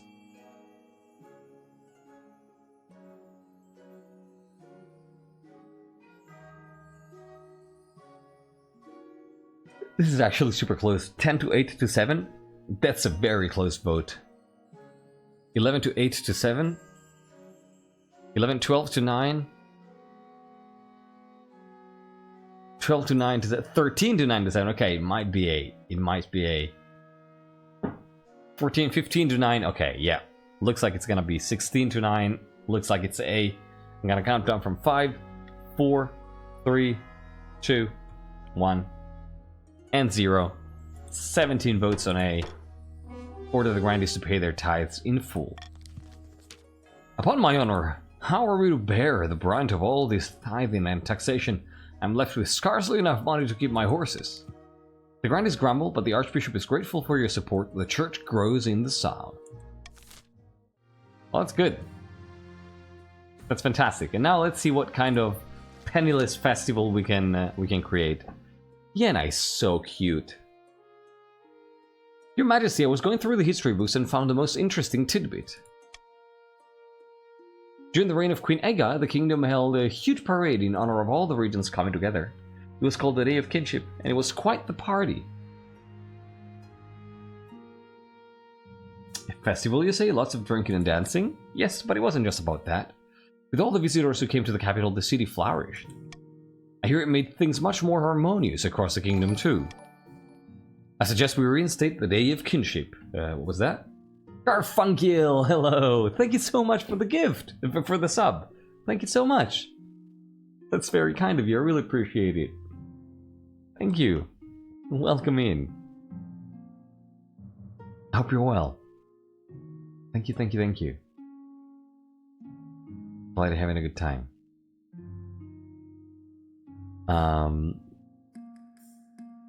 I think it's great storytelling that the region of faith would prefer money to it, while it's primarily the others who decided they should pay. Yep.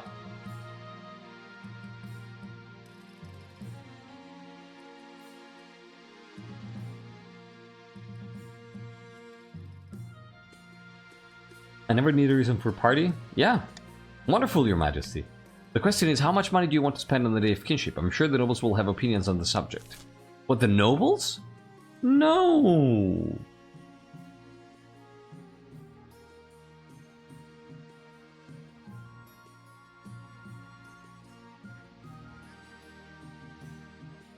I am very sad now. I am very sad.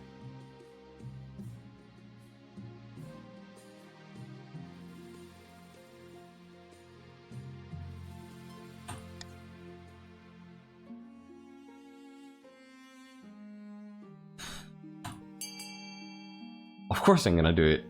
Of course I'm gonna do it.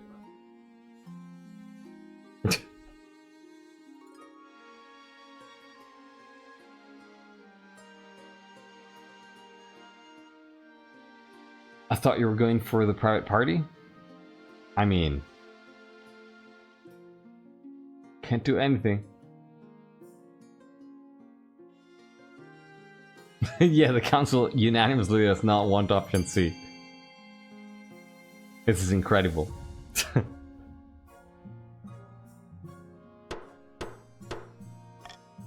And it's C, the cheapest parade possible. Incredible. The least voted option with 28 votes. The treasurer nods, scribbling down notes. I'm sure we can stretch to some music and a few living statues, Your Majesty. The two of them leave deep in conversation. Soon word of the Day of Kinship spreads all across the kingdom. Some are unimpressed about how little you're planning to spend, but that's the price of good sense. Not much we can do about it. Not much we can do about it. Wolbart Valley Parade. Well, it's gonna be a great parade, alright? There's gonna be people. And horses. And horse shit. The purpose-sized Ninth Herald has finally manifested on Celestat, taking the form of a humble noble known as Sophia, who hails from a farming town in the southern hills. Or so the Grandees claim. Haha! Peasants all over the south are flocking to you, Sophia. I knew you could do it. The plentiful crops have been a significant boon to our economy.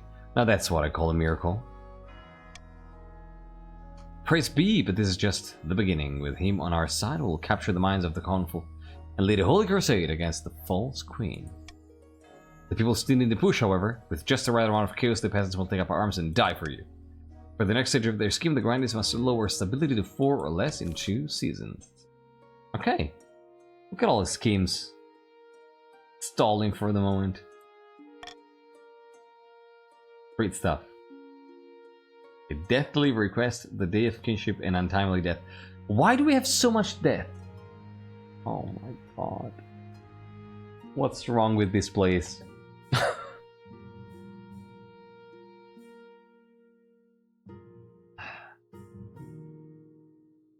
Kust is dying? Yeah, apparently.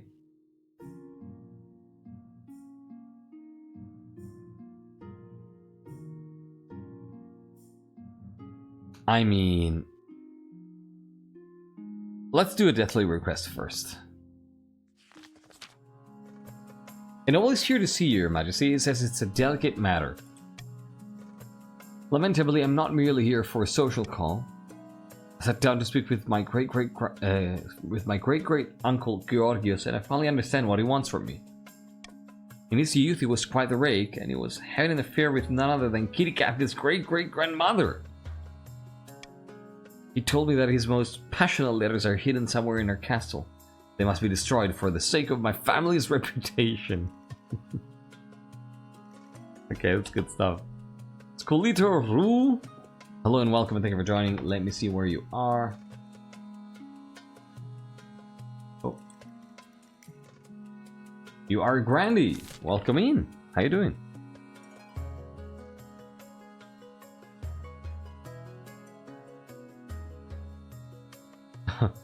A Ferris house candle is, yeah, me no, I'd never do that. Yeah, no. No.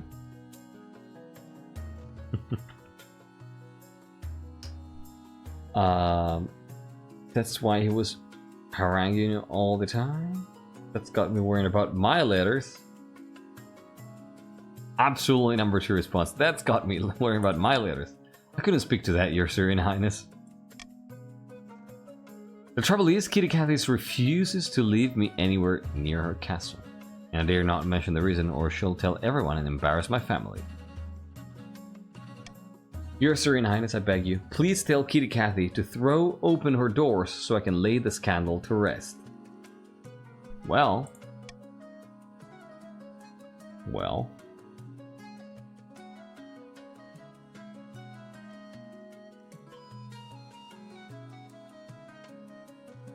So we can, as long as you pay me a tithe first, doesn't sound bad, I'll order Countess Kitty Cathy to let you in. Kitty Cathy must hear the truth, appease your ancestor some other way.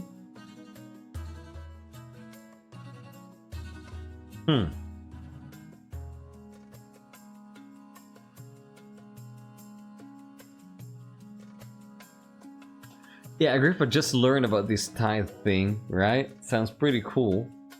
Sounds pretty cool to me. I need to think about this for a second here.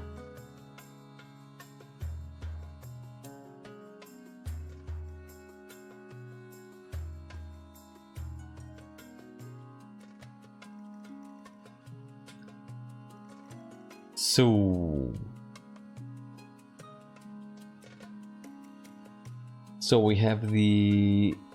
So it's either... Yeah, I can intercede, but you gotta pay me. You know what? We might need some money for the Day of Kinship. That could be a possibility too.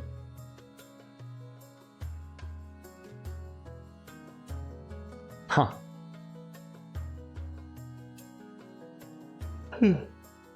Oh, sorry.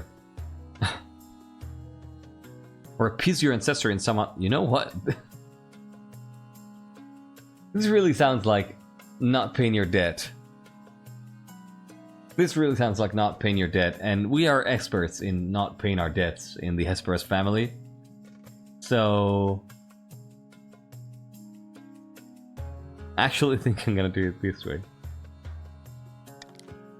Very well, Your Esteemed Highness. I did hear the great-great-uncle Georgios had great fondness for candied fruit. He leaves, crestfallen. For the next few weeks, he collects a prodigious amount of candied fruits, leaving them as an offering for great-great-uncle Georgios. He's very fond of them indeed. Soon it becomes popular among the peasantry to leave out candied fruit to protect against ghostly forces. Merchants do a roaring trade in the things all across the coast, and great-great-uncle Georgios rests easy. Well, that's pretty good. That is pretty good. So now, every time somebody leaves candied fruit outside, I cannot... Wait, what? Oh.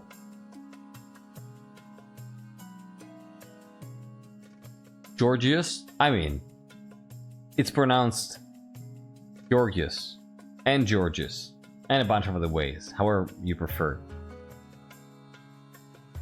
We have another murderer. Murder! My father, Lord Patrician Jonas Jakobsen, has been murdered. And I know who did it. And you know who did it? Do you know who done it? You want to know who done it? Well, to know who done it, you're gonna have to wait until the end of the ad break, because ads are incoming. And I'm gonna take a 3-minute break to throw some water on my face, because I'm starting to feel a little tired, so I can wake up a little bit. Ha ha ha! You weren't expecting that, huh? Sleek Avian, hello and welcome. How are you doing? Yeah, Twitch is about to run some ads, so when the ads run, we're gonna be stopping for 2 or 3 minutes, and then we're gonna continue. And I'm gonna be stretching, using the restroom. I'm doing fantastic, if not a little tired, Sleek Avian. Thank you. Glad to hear you're doing well. Welcome in, feel free to join. We're about to take a quick break here, and then we're gonna be continuing the game until we are done with it tonight. So we do it so that non-sub won't miss anything. So there you go, Sleek Avian. I'm gonna leave you here. You are a patrician, and please somebody write it in chat for Sleek Avian. And I'll see you in about 2 minutes and 30 seconds. Don't go anywhere.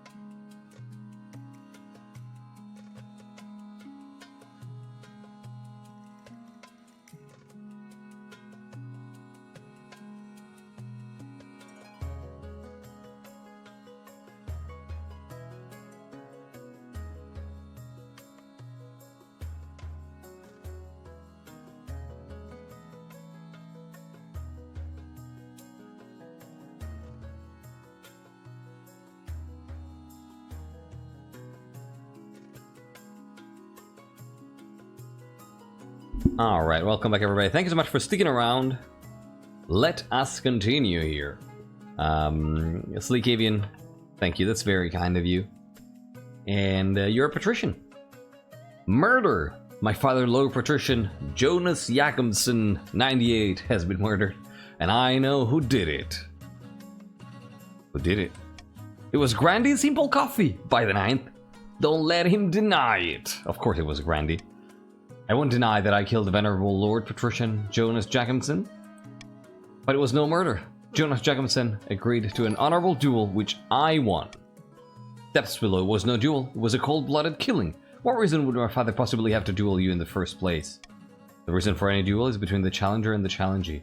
A private matter not fit for this council. Sleek Avian, thank you so much for the follow. Glad to have you with us tonight. A private matter not fit for the council. Full stop. So...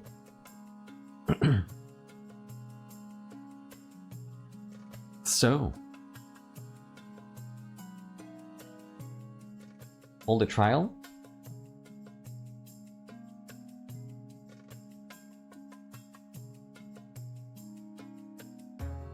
You know what I think? You know what I think? That sounds dangerous. I think that sounds dangerous. Let me actually check my notes here. That sounds dangerous. Yeah, that sounds dangerous. You can't just go around and kill people.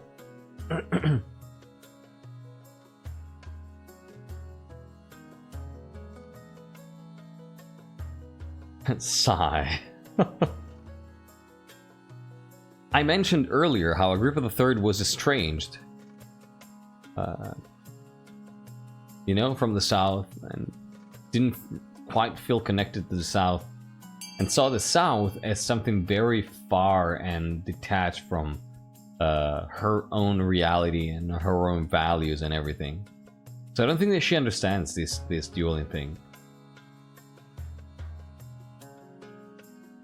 Well, if you're tired about things for your heart bay, feel free to tune out.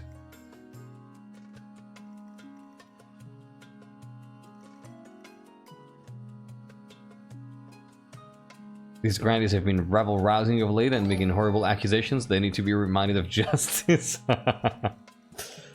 Who's that? Wait. Wick Caesar. Thank you so much for the follow and for the Prime sub. That's very generous of you. I appreciate it a lot. Thank you so much. Welcome in. Glad to hear you're having a good time and hope you're doing well. Thank you. Alright. 17? For investigation? Jesus Christ. Okay, I hadn't realized there were so many votes. Never mind. The irony. Thank you. Thank you for getting that, Lurks. The irony of Agrippa complaining about people going around killing. Yeah. Simple coffee killed my father and admitted it right in this council chamber. What more do you need?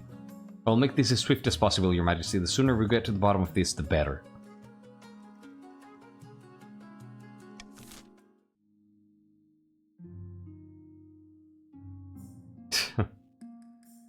We'll see how it is. We're doing our best with what the game offers us for your heart bay. Your Majesty, the day of kinship has arrived. Today, the regions will come together to honor the achievements of Queen Aga the Reconciliator.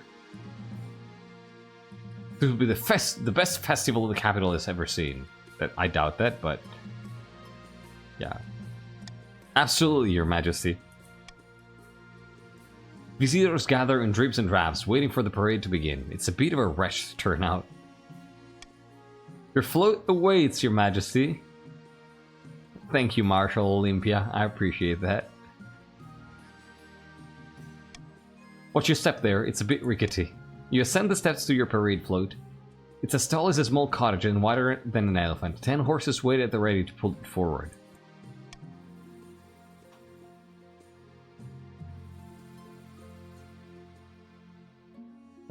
You chose to build a statue. You spent pocket lint and 13 gold on these. You're crazy, yeah. The nobles of different regions cooperating. That's actually pretty...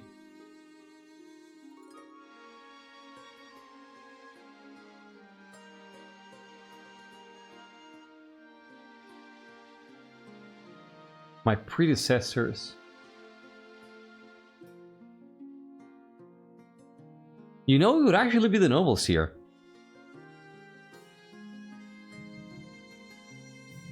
It would actually be the nobles.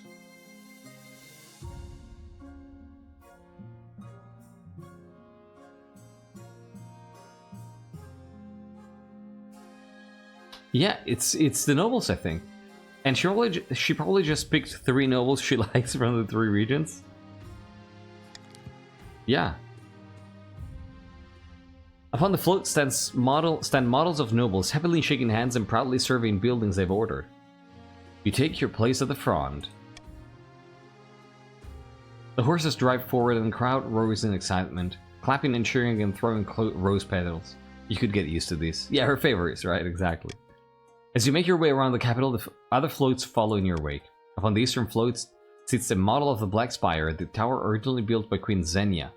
Doc Vulpus and the other caped counts stand around it, each holding a flaming torch. None of them look particularly festive. The coastal float is a singular crest of an ocean wave. Battle of Cannon and the other patricians are dressed in shimmering chiffon and shiny brocade. Masks dripping with jewels. The whole thing glitters in the sunshine. They made a type of Rosaria, yeah. On the southern float, a mobile temple laden with flowers, several grandees lounge on gilded sofas as Scolito Rue shadow jewels with a ceremonial rapier that whooshes impressively. By the time your parade reaches the lush gardens of St. Serena's Park, it's sunset. Towering bonfires banish the dusk.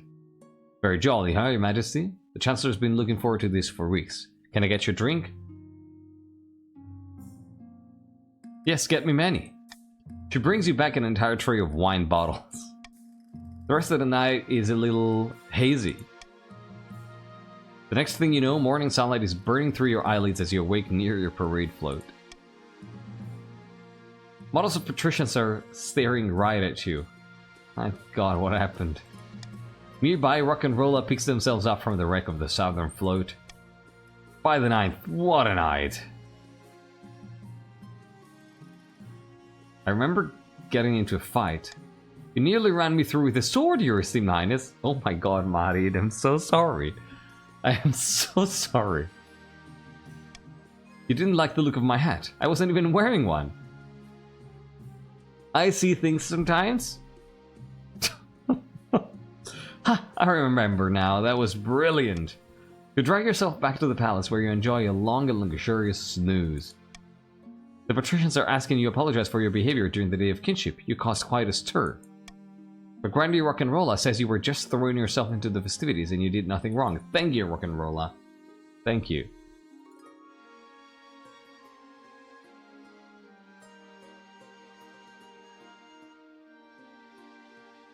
Well... Rock'n'Rolla gets me. Rock'n'Rolla gets me. I was just laying my hair down.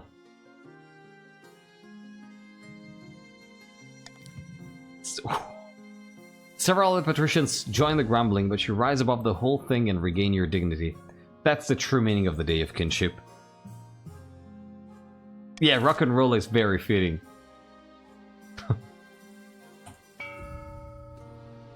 Auction time, everybody. Auction time.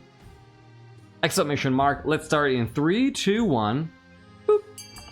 Exclamation mark followed by the letter of the building you would fund, followed by the amount of money you want to spend. Your options are... Kitty Cathy, how much money you have? Kitty, you have 1,050 gold. Your options are raising trade for the counts with A, lowering faith for the counts with B, raising authority with C, lowering stability with D, raising faith for the patricians with E, lowering farming for the patricians with F. Alright. We have 20 seconds left now, and then 10 seconds left in a little bit.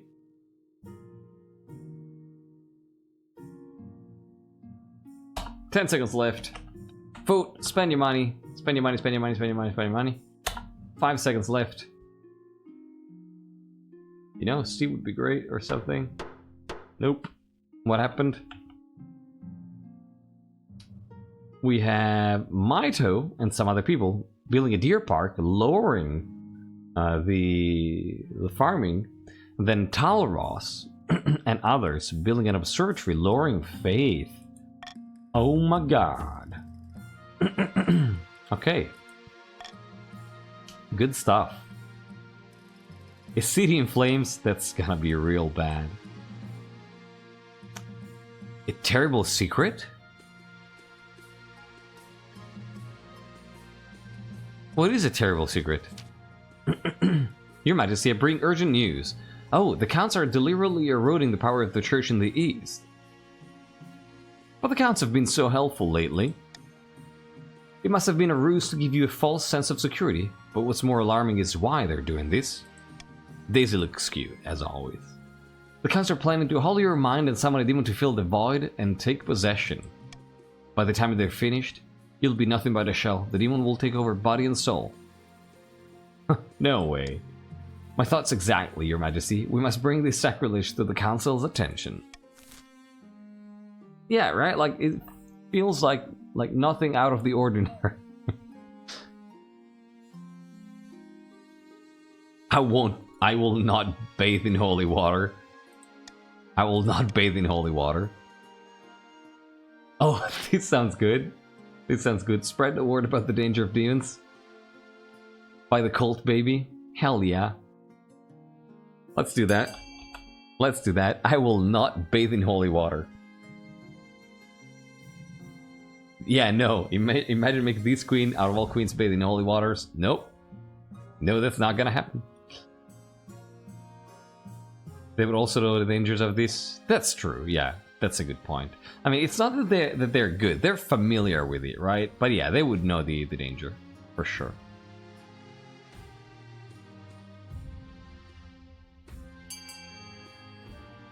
Yeah, Daisy definitely... There was a misunderstanding there.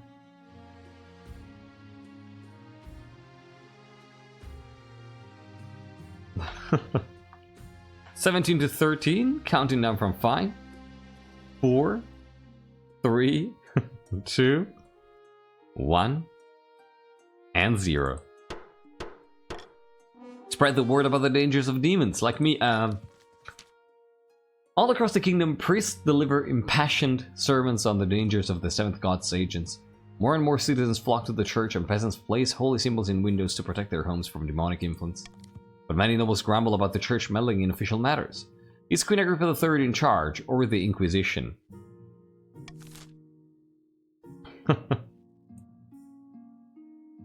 Let's do the Spy Master's investigation here.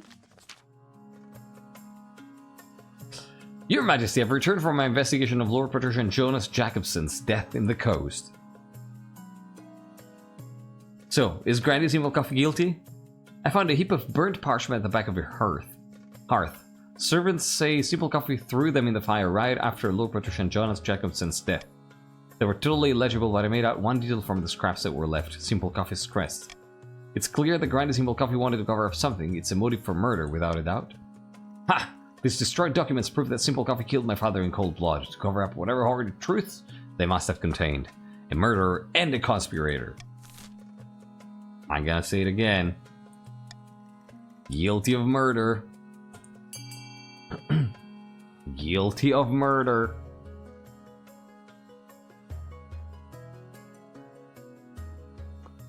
I thought the current claim was from your family electorate. Yeah, this claimant is from family, from electorate.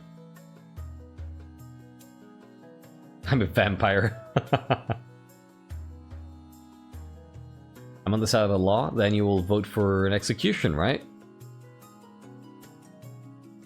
Are we holding this council nailed in front of Simulkoff? Of course, Simulkoff can vote.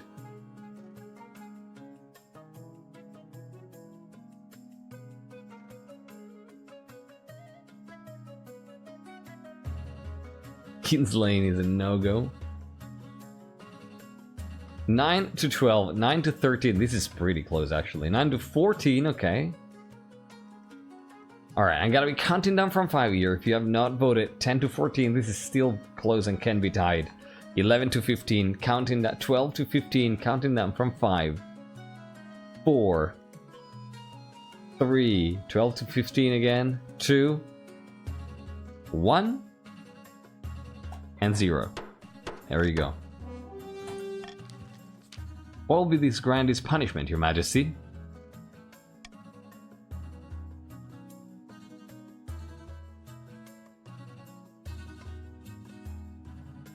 Execute the murder. Surely a more lenient sentence would suffice. I don't know. I don't think so. The Queen has spoken. A life for a life. Exactly. A life for a life. A life for a life is only fair. The sentence is swift and merciless. Grandy simple coffee hangs and the case is closed. Simple. Clear. Clean. Right? That's how you do it. Or is it? I mean, it is. Simple, clean, and clear, and crystal, and that's how you do it. A city in flame. Didn't even use the Nasukin. Oh my god, you're right. We should have used the Nasukin. Bagsgab. Your Holiness, there's been a terrible fire in the city of Calaville. Where once there were buildings, there is now a field of smoldering ash. Dozens of peasants have died. Well, what caused the fire? Simple and clean is the way that you're making me feel tonight. Well, I'm happy to hear that.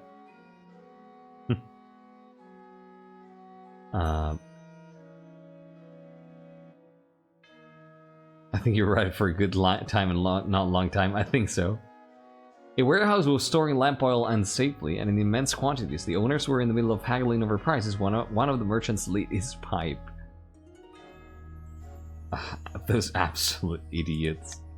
Oh, so the council might unlock some funds from the treasury so we could rebuild. Yeah, what funds? I have no idea what you mean.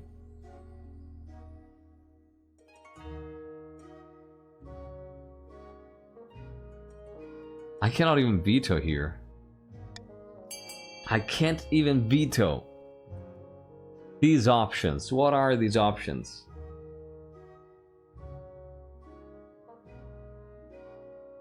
What the freak are these options?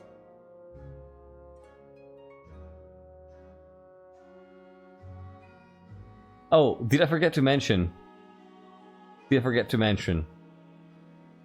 Yeah, that as some people have mentioned, that reverse voting is active for this vote.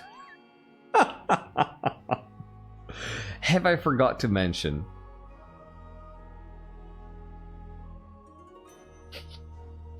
Whatever it possessed Queen Aga to invent reverse voting? I don't know. But it's pretty funny. Queen Agrippa the sneaky. Alright. I'm gonna have to count down from 5 here. 13 to 10 currently. Counting down from 5. 4. 3. 2. 1. And 0. Oh. Hey Trash, how you doing? Welcome back. So, 14 to 12, right? Yeah, so by 2 votes, D wins. Introduce warehouse regulations so this can never happen again.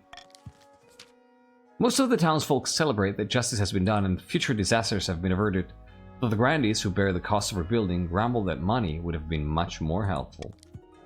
By the 9th, what is the point of having a queen in the first place? You're not wrong. Meanwhile, merchants chafe against the new regulations. Many migrate to other regions where the laws are less restrictive.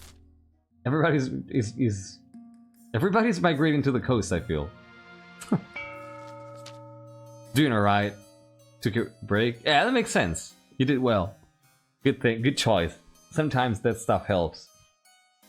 Glad to hear you're doing alright anyway. Count rides to a remote, unremarkable spot of moorland. Soon another joins him. Unfortunately, my peasants are getting dreadfully devoured. We're in no state to make a move against the Queen. It's far too dangerous. The High Inquisitor will pounce as soon as we do anything. The Count's aim is to lower their faith to 4 or less. Deep in the south, a grandee paces along the balcony of their hillside villa. It's just not enough. The peasants love Sophia and believe the miracles, but they won't rise up to put her on the throne. Take heart, Grandee. We are at the threshold. The peasants need only a small push. If only we could engineer that push. Yobi, you scheming bastard. The Grandees aim to lower stability to 4 or less. They're currently at 6. And finally we have the Patricians. Along the coast, Lower Patrician Lemon Square is visiting the wizard's cramped in his cliffside tower, built of knotted coral and seashells. Drain Queens still rule over the apiary, as powerful as ever. You failed me. Please, just give me a few more months. By sea and storm, I won't let you down. Cease your whining, just get it done, or I'll grow barnacles on your bones. The patricians aim to lower all regions' combined farming to 14 or less. This is probably the hardest one right now.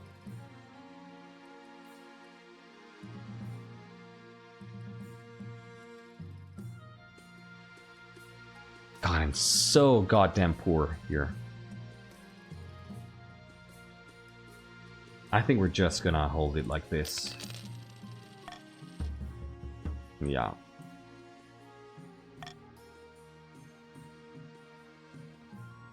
Your distant cousin.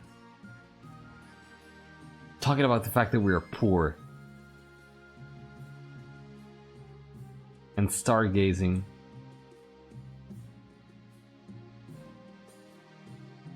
Let's start with stargazing.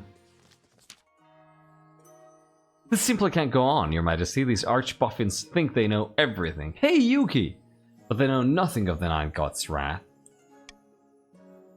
Please, Your Majesty, we found a perfect site for an observatory, high in the southern hills, but it's on Grandy Yuki the White Wolf's lands, and he refuses to let us build there.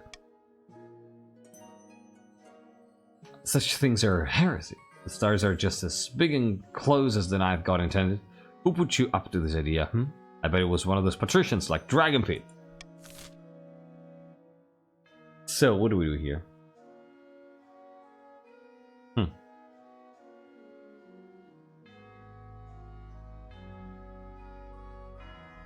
What do we do?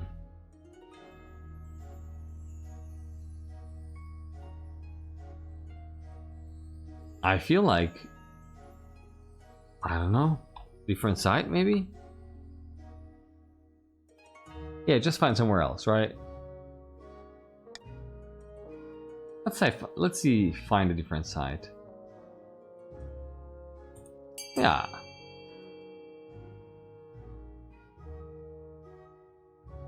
Man, I'm tired, I'm sorry. Work has been pretty intense lately. You would expect the retail might be a bit more tiring during Christmas time, and it was, but man, these last couple of weeks have been really intense. You need the money, my lord? I don't see money. I don't see money. I don't know what you're talking about. So currently B is winning, and I'm gonna be counting down by 5 because it's only winning by 2 votes. So if you haven't voted, vote now because you can still be tied. Counting down from 5, 4, 3, 2, 1. It's currently a tiebreaker tie and 0. Oh my god, votes coming in at the very last second. A wins. The observatory is built. No freaking way. And it's a success. The Grand is gravel and grown, but construction goes ahead. For a time, the observatory provides new jobs and brings many traveling scholars to the area, paying for itself many times over. That's insane. Holy crap. Well, good job, I guess. And now let's get a distant cousin that we can then adopt in our air event. Your Majesty, I have a matter of most delicacy to speak with you about. Lurks, tell me. Good day, cousin. Oh, how's the old kingdom going, huh? I always thought it looked like a lot of work, but I suppose you get a fancy hat.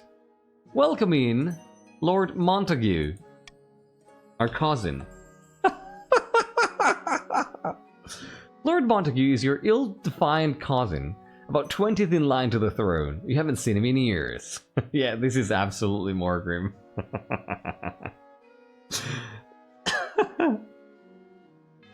Cousin, why are you dressed like that? Quite the dashing figure, aren't I? I had to borrow a few bits from Grandy there, which lurks a second after a donkey chewed through my coat. Lord Montague's been staying at my estate for the last year, Your Majesty, but alas, there have been some financial impacts.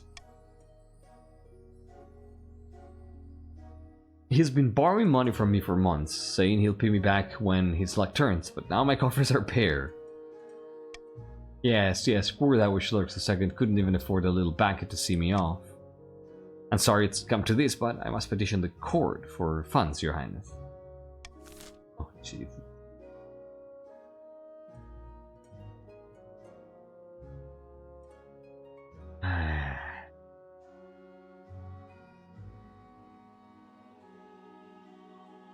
Lord Montague.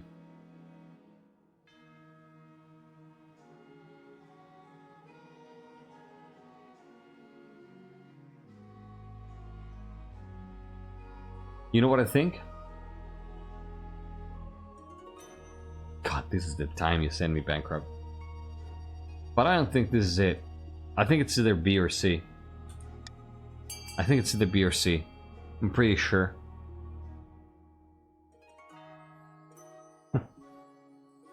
I think it's either leave him to sort this out on himself, right? Or welcome him in the palace.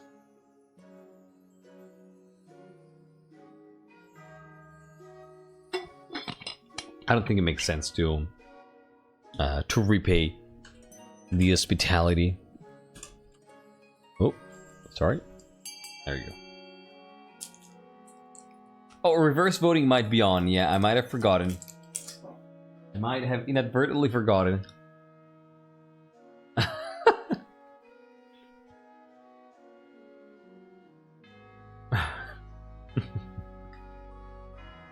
Tonight I'm playing it tricky. So currently it's 6 to 10 to 6, 6 to 10 to 10 to 7. So I'm gonna be counting down from 5 here. Please, if you haven't voted, get in chat and vote now. And keep in mind that reverse voting is on, counting down from 5. 4. It's currently a tie between 7 and 7. 3. So if you vote, you can break the tie. 2. 1. And 0. Okay. This feels like a one shot the way you sneak in these reverse votes. I mean, this is the monarch. This is the monarch. It's not me. The way I'm using this law. I'm trying to reflect who the monarch is and how she behaves. You know, Kaji, you could always have him as a snack. I could. That's a good point.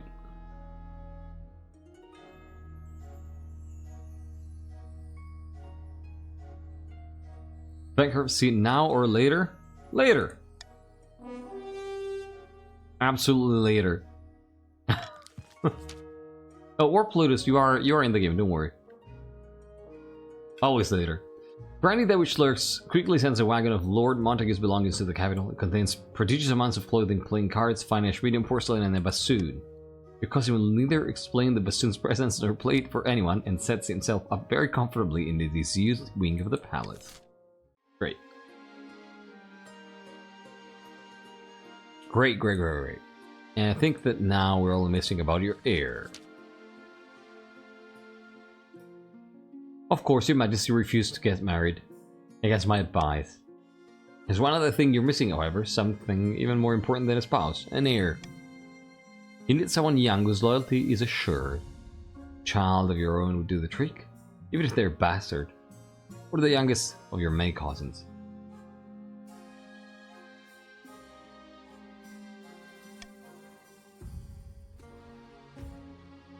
Well, the queen did not marry.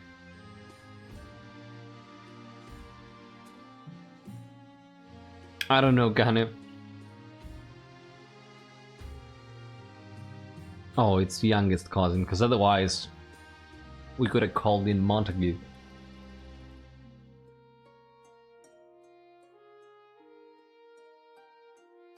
I don't think we wanna... The best child, I don't think so.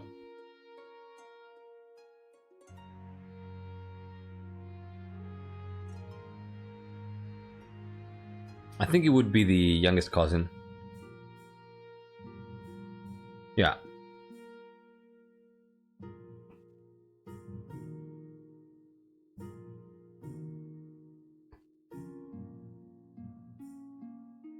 We skipped something horrible. Oh, you're right. Montague might be the youngest cousin.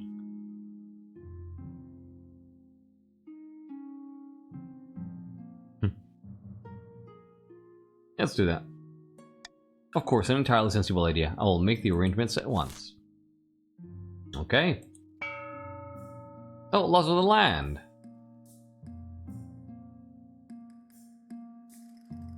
No, I like this. Let's go.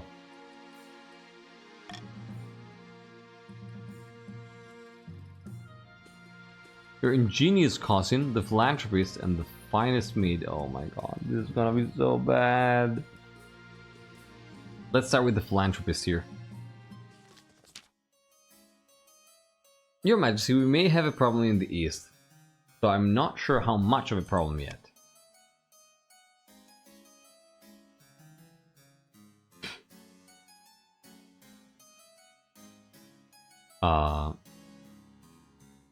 What are you talking about? What I know is this. The East is in the middle of a famine. The peasants are starving in their hovels. Yeah, that checks out. Even most of the counts are eating bread and drinking water. But Conte Astro Projectile is an exception. They're one of the wealthiest nobles in the East, and they've been importing corn from Tavolin in huge quantities. They're distributing it among the peasants for free.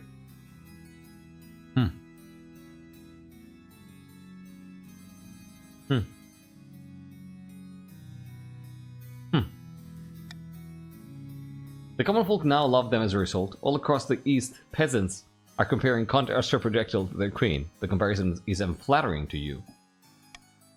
I don't know if Conte Astro Projectile intended for this to happen, but the common folk and even some of the soldiers are talking about rising up and putting them on the throne. But that's where I sit. Indeed it is, Your Highness.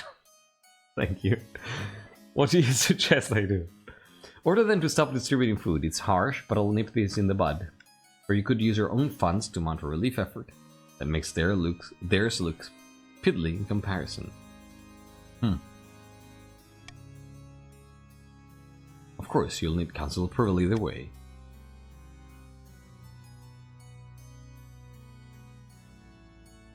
Yeah, Assembly Council. Honorable nobles of the council, I beseech you, let me continue my good work. All I am doing is feeding the hungry because the queen was letting them starve. Wow. Wow, strong words.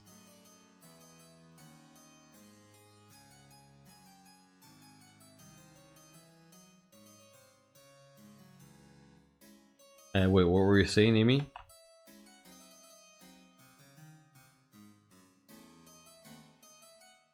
The part that I take issue with the most is that it's free. Wait, what are you talking about?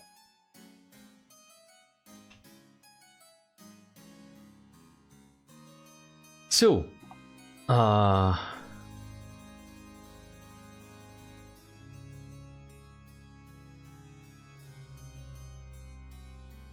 well, allow us to protect the keep importing from Tavolin. Order them to stop distributing food.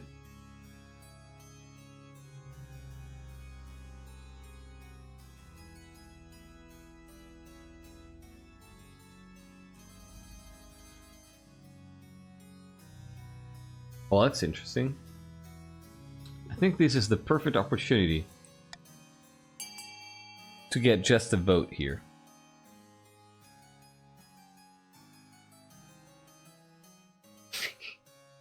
Let's try it again. In case you haven't noticed, reverse voting is active.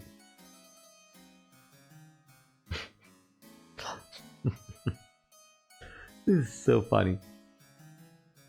Yeah, reverse voting is active. Yeah, but it's still very close. It's 9-12.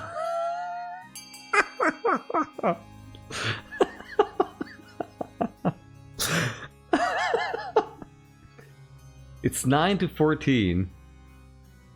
9-16. Oh wow, okay.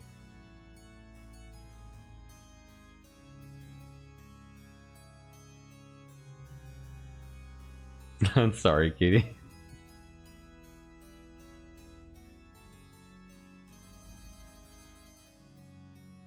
Kaji no bull. I'm not. I swear. I swear. Fricked all the grandies? Nah, that's what they wanted to vote. All right, 11 to 17. It looks pretty decided. Let's go.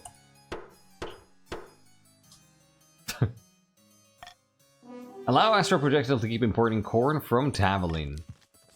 Contra Astral Projectile continues to distribute corn from Tavaline. The peasants no longer on the brink of starvation can focus on plowing the field. That sounds great. Meanwhile, even the nobles gossip about how Contra Astral Projectile succeeded where the queen failed. This queen is becoming a joke. This queen is becoming a joke.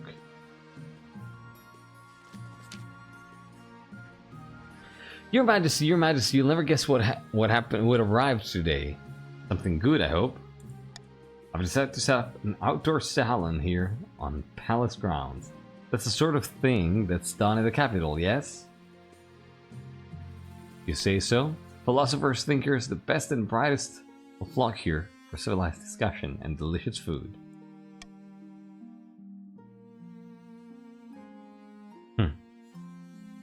Anyway, the tents arrived today, and the silverware, and the menagerie. Menagerie? Peacocks, doves, a few water deer. They'll give us more to discuss. So you'll allow it, won't you? It'll be so much fun. Ah, God. Lord Montague. Stop this now. You make out of the profits.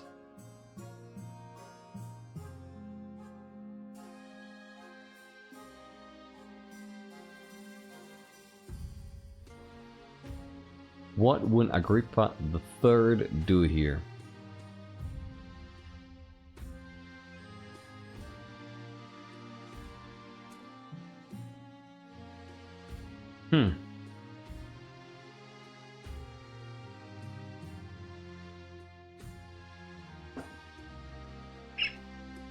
This is tough. Pray funds, party funds.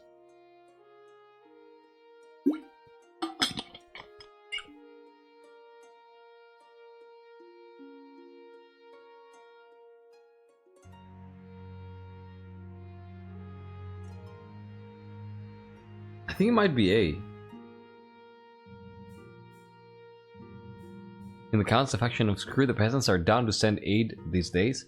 I'm currently interpreting this as our way of life kind of led us to ruin. Maybe we should change. Which is a big deal for the region that cares most about tradition. Yeah, that's exactly... That was one of my questions going into these last couple reigns. Right? Like, the East has been doing very poorly. While the other regions have been thriving. And these might have led to some social change, right? To some different ideas in the East and from the accounts. Thank you for posting that, for reposting that, Amy.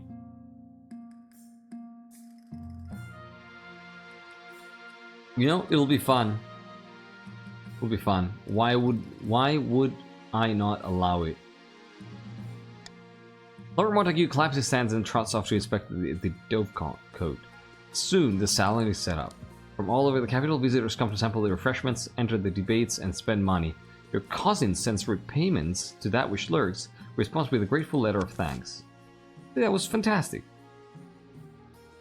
Easy peasy. Easy peasy. Now, this is gonna be easy peasy too, alright? Your Grace, the seasons have not been kind to us in the East. We face poor harvests and miserable farmers. I beg of you, send aid. What do people need? What people? No, I am to be wed, Your Highness. And when that day comes, I will drink only the finest mead. But with farms in their current state, we lack the honey. I need more bees. Force the farmers of the East to don their fancy wicker suits, and we shall all drink our fill of honey wine. Yeah, this is absolute... Like, this exchange here is exactly why, like, it could be represented as why the East is fucked. Right? Like, if that's why the East is fucked, this guy perfectly represents what happened and what went wrong.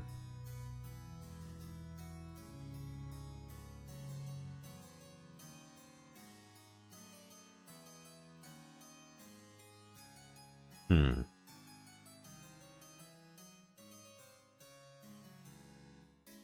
I'm very tempted to do A.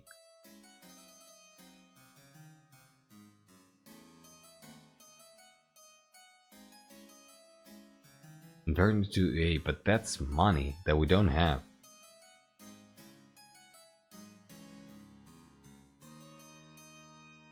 Hmm.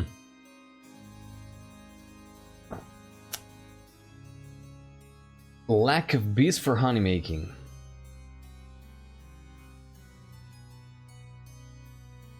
I don't have reverse voting anymore.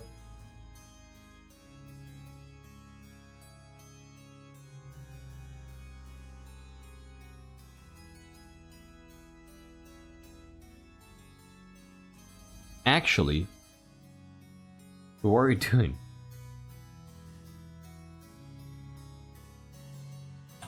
Actually, you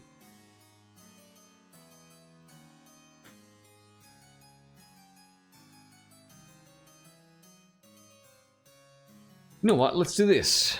Let's do this. Let's suggest we do this, and then we'll see.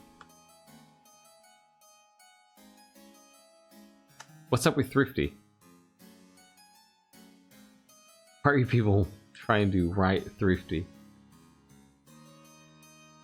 Leave him be.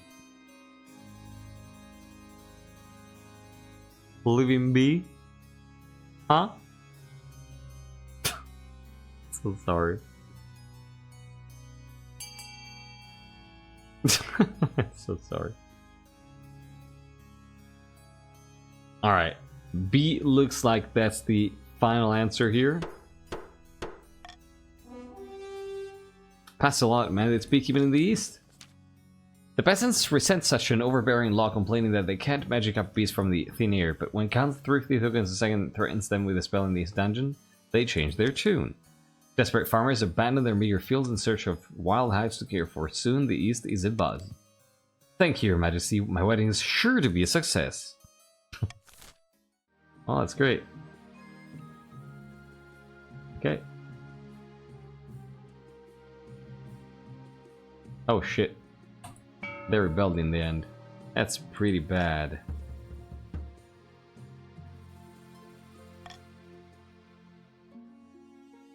That's pretty bad.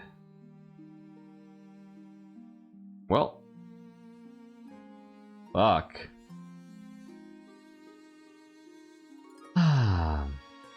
Let's start with our cousin, though. Let's start with the cousin. Your Majesty, it's awful. What's going on? I'm so sorry. I'm just overcome. One of my guests has accused me of insulting him at the salons, and, well, the upshot is that I've been called for a duel. Because you did gravely insult me.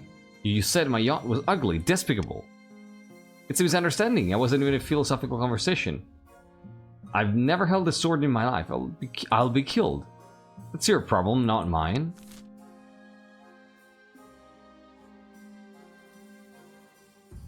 I mean, I'm gonna be more than happy to let the duel go ahead and get rid of this prick.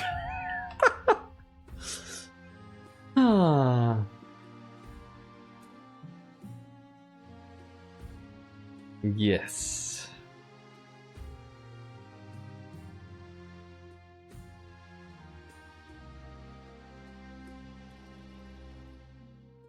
Let's get rid of it's Albert or whatever his name is. Montague? Montague. It's just a pretty good name. It's very fitting.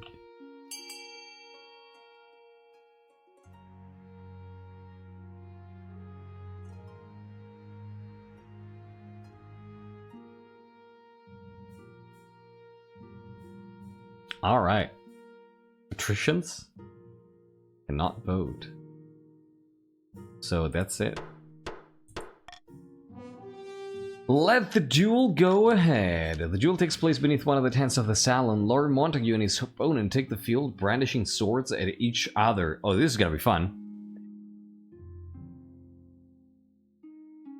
The patricians have rebelled, but it was already on the agenda, so due to archaic laws, the case has to be reviewed anyways. Oh, good point. Good point.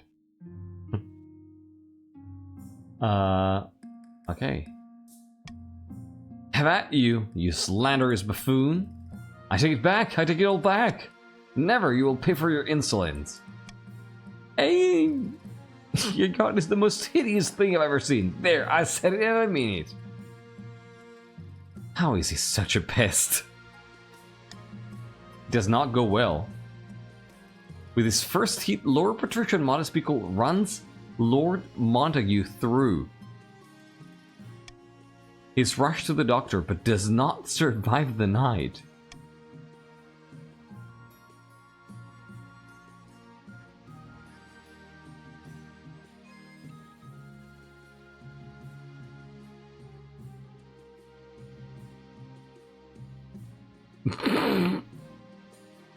Well? Well?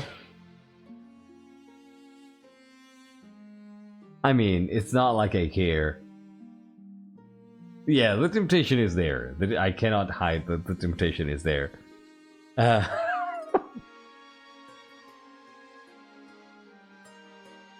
I'm very tempted. I'm very tempted.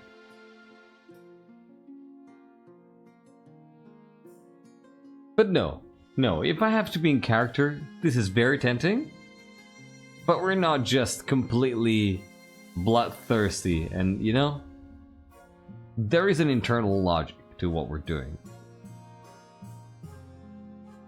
Jeez, you are all so bloodthirsty.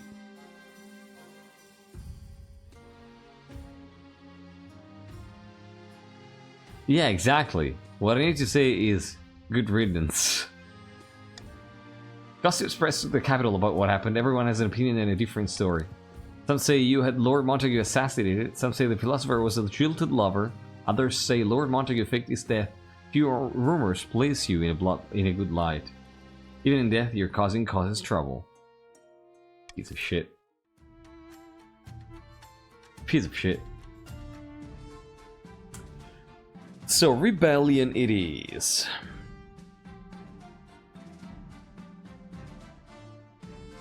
Rebellion it is. It is rebellion time.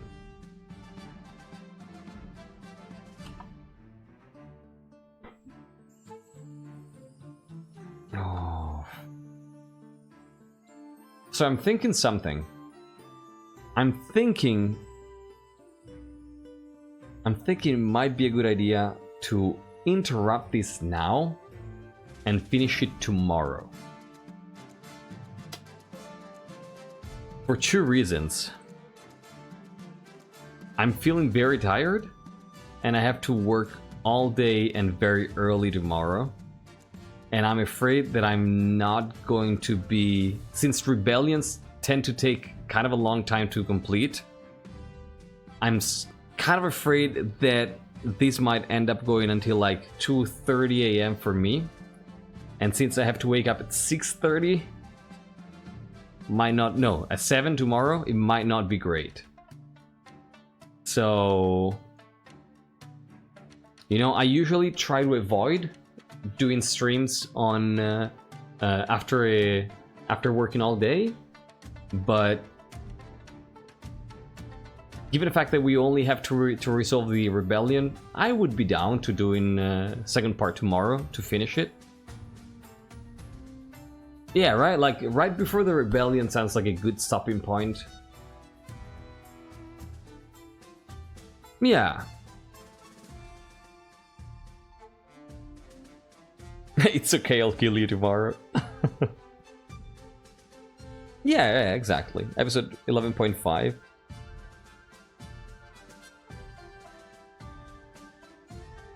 It's a good cliffhanger to leave this on, and during the intermission we can all have our nobles. We can all have our nobles do RP in the middle of a civil war in a unique opportunity. That's good. That's a good idea. You're right. Yeah, you know what? That sounds like a smart idea to do. Like, as much as I love, I really dislike interrupting games halfway through. Thank you for the follow, Solwyn, and thank you so much for the kind generosity that you showed earlier today.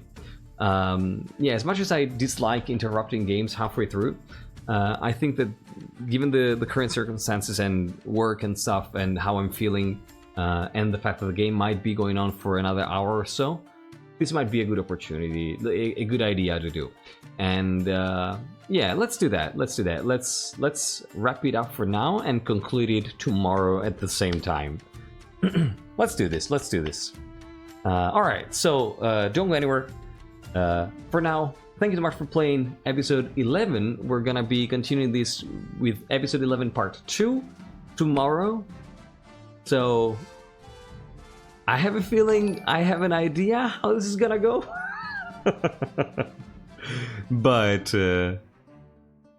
But we'll see. You never know. For now, thank you for playing this.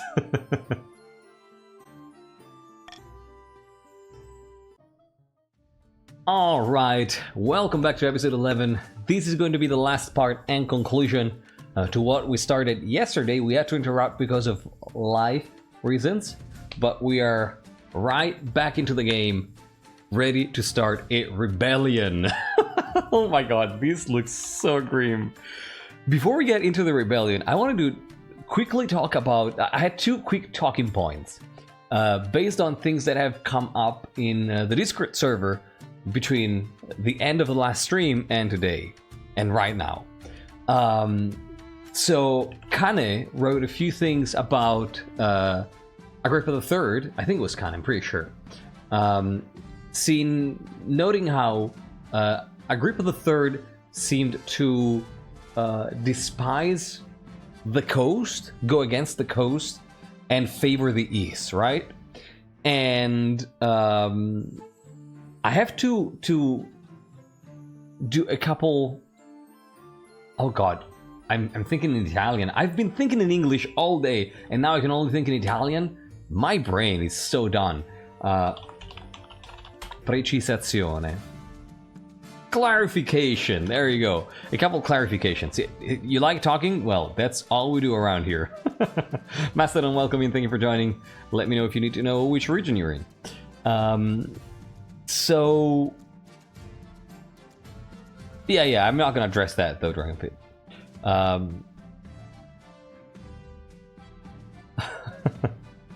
Fantastic, Mastodon. So... that's actually not quite correct. The Queen dislikes pirates, and the apparent distaste for the coast is only apparent. It's been mostly a consequence of some choices, but it was not the main... it was not the reason behind those choices. And as for the East... and this, I think, is quite more important. It's not that Agrippa III favors the East, but it's that Agrippa III fears the occult houses of the East. Alright? She has a deep-seated fear of the powerful, old, occult houses of the East that's been instilled in her by her origin, the way she came to be, right? Like, Agrippa III was born in a ritual made by Hesperus, one of the old Eastern occult houses. So that's what's there. Possession is her worst nightmare. Exactly. So it's not that she favors the East, but she fears the occult houses of the East. I get the struggle, being no native English speaker, so I always get the other language. Yeah, right, exactly.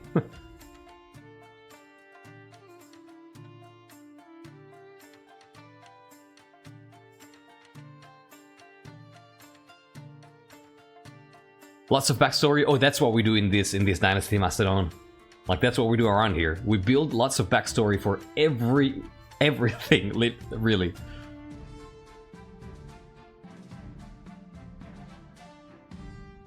Maybe more influential here's the peasantry. I feel like the South is somewhat put to the wayside by the Queen. Definitely. Yeah, definitely.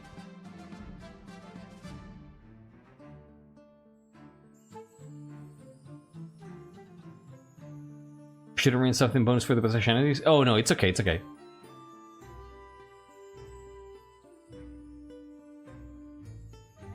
Yeah, thank you, Vaspir. Yeah, you can find additional info on this dynasty at the link that Vaspir just posted. That leads to our World Anvil page. So yeah, that's the first clarification that I wanted to do. I was thinking in Italian. The other thing is, there's one aspect of Agrippa III that really hasn't been... we didn't get much chance to showcase it, but we had a few indications, and it's been overlooked. And it was very easy to overlook, because again, we didn't have very clear, blatant events that put this under the, under the spotlight. And so the fact is this, right? Like, and I think that I can quickly grab Discord again and make an example based on something that's been written, because I seem to remember something. Oh no, there wasn't. Okay, no, I'm misremembering. So yeah, basically the idea is this, right? If you remember, we had Agrippa II. Her father used to treat peasants like potential nobles, right? Like, some of the notes I have for Agrippa II were that Agrippa II respected light bloods more than heavy bloods, first of all, right? So there was more respect for peasants that had managed to ascend to the rank of nobles than for old traditional noble houses. And there was... basically, he treated peasants like potential nobles, giving them opportunities to elevate themselves and to level the playing field, right? So that was Agrippa II clearly favoring the peasant lot. Agrippa III, instead, has a different approach. Agrippa III has actually moved past that kind of distinction and doesn't judge people based on whether they're a light blood or a heavy blood, a peasant or a noble. That's something that's been overlooked, and again, of course, because we didn't have particularly relevant events, but the distinction between heavy blood and light blood doesn't really play any role in her decisions. And that would have been the case too if we had any events concerning peasants. Practically everyone is her subject, ergo treated the same. Roughly, yeah.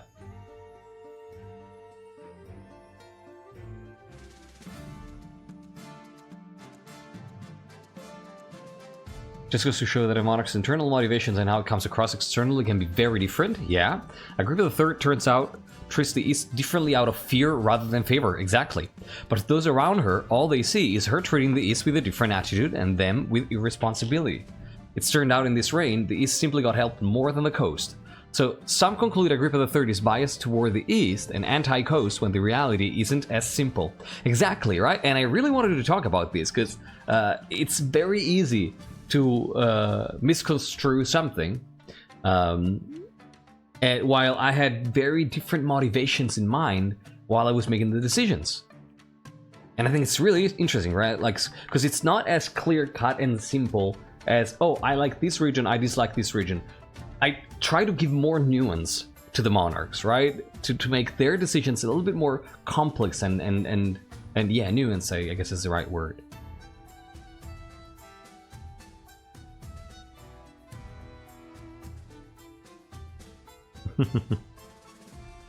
So would she have entertained Johnny Horsewheel's ideas? 100%.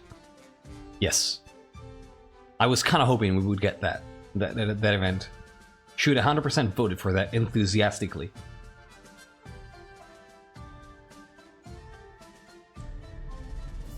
Now I regret the rebellion. Too late for that.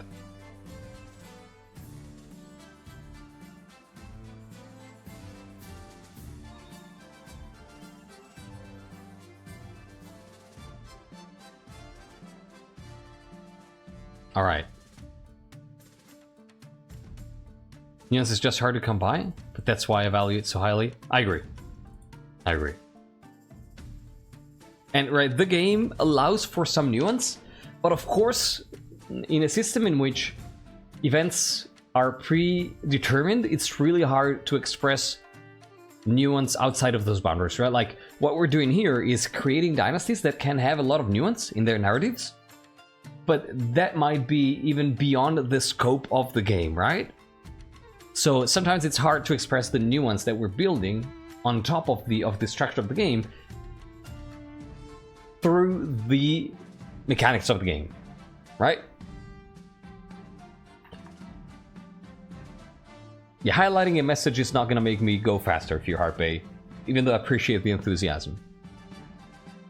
And by the way, the show is already on the road, in case you missed it.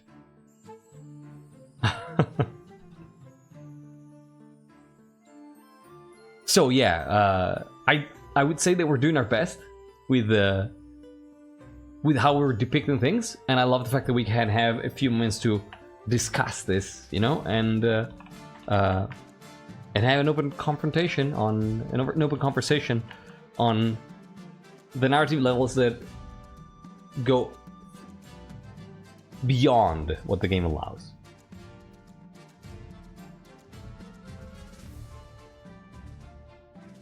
I think that's why my favorite dynasties are the ones that have strong outer game structures for that reason. Would you define outer game structures? Because I'm not sure I understand what you mean.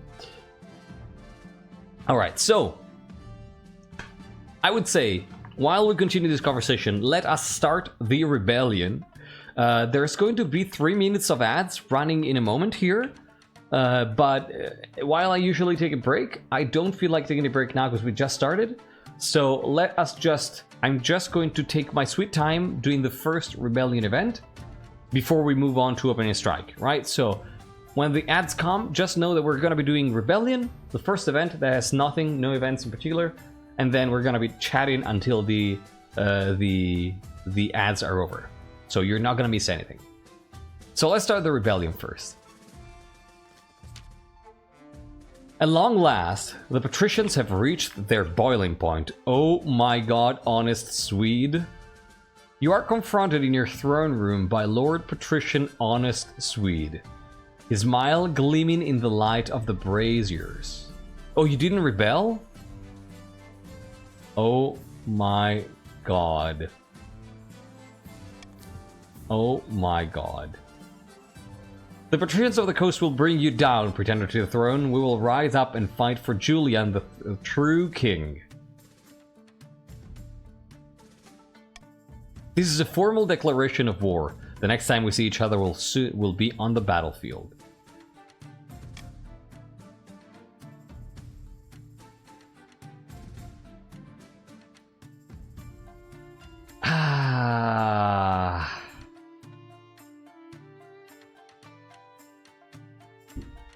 Oh my god. So these might depend on the fact that they were playing the rebellion one day later, right? With different players. Oh yeah, right. Swede cannot see me. So please tell Swede that I won't kill his character out of nothing. I'm actually gonna wait, because this is important. It's 30 seconds, so... yeah, I'm gonna wait these 20 seconds so I can reassure people, honest Swede, because, you know, people are more important than just a game. Oh, no worries, no worries. It's just gonna take 10 seconds. I prefer to lose a couple of viewers, because I'm waiting for 30 seconds, than to have somebody being emotionally stressed.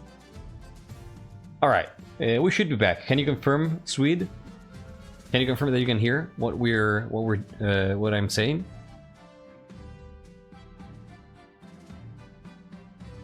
Since this affects your character directly.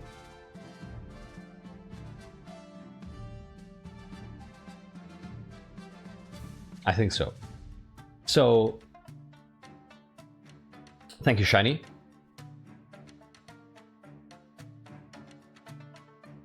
They're not true viewers if they can't wait for others. I mean, it's up to them, right? Oh no, poor Swede. Well, I'm just gonna speak. I'm just gonna talk. I think we're done with the ad. So,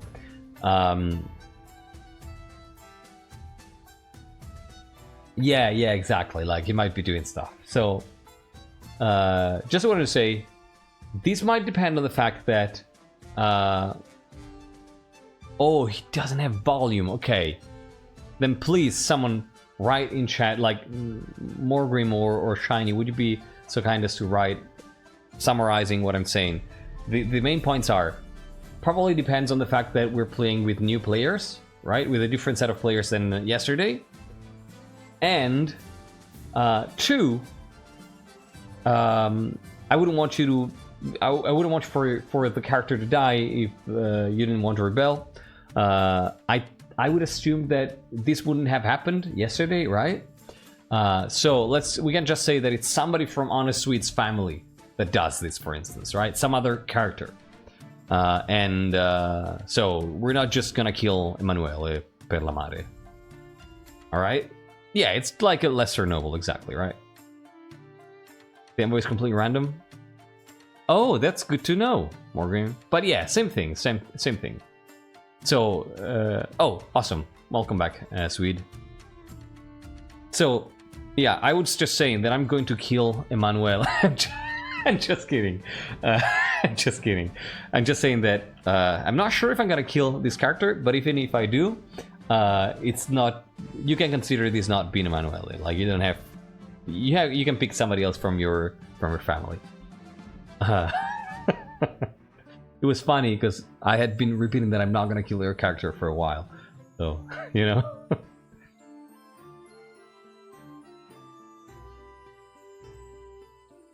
So, what would Agrippa III do? This is a formal declaration of war. The next time we see each other, we'll be on the battlefield.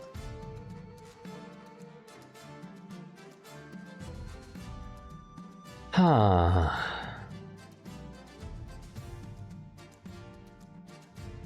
That's true, Swede, yeah. But yeah, no, you can choose what to do, right? Like, if you don't really like this outcome, feel free to just wiggle out of it. The rope is for peasants. We'll see. I mean, yeah, you can just adjust it, right?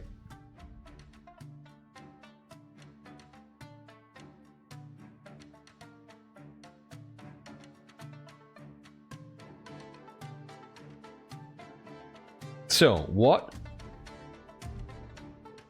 is she going to do? Let me get back into the character. This is a formal declaration of war. The next time we see each other, we'll be on the battlefield.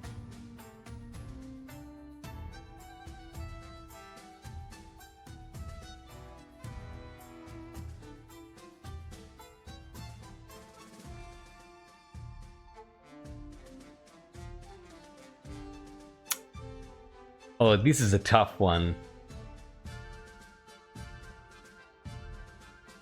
This is a tough one. You don't want stability to drop? I mean, I wouldn't want stability to drop if I was trying to game with the idea of winning. But I am role-playing a character here, so I don't care for stats. And I think that she's actually gonna fucking kill him. I think that she would freaking kill him. Yeah, whoever brought this bad news, I think would just die.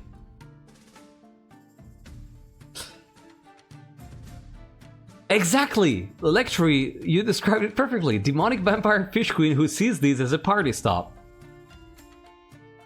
Yeah. Again, it's an imposter. Sweet can decide. Sweet can decide if this is Emanuele or not. But this person is gonna freaking die. Come along now, traitors get the chop. What? But you can't do this, I'm an envoy. See? See how the queen's tyranny grows worse by the day. Your watchman wastes no time. Lord Patrician Honest Sweet is dragged out into the courtyard and his head is struck from his shoulders.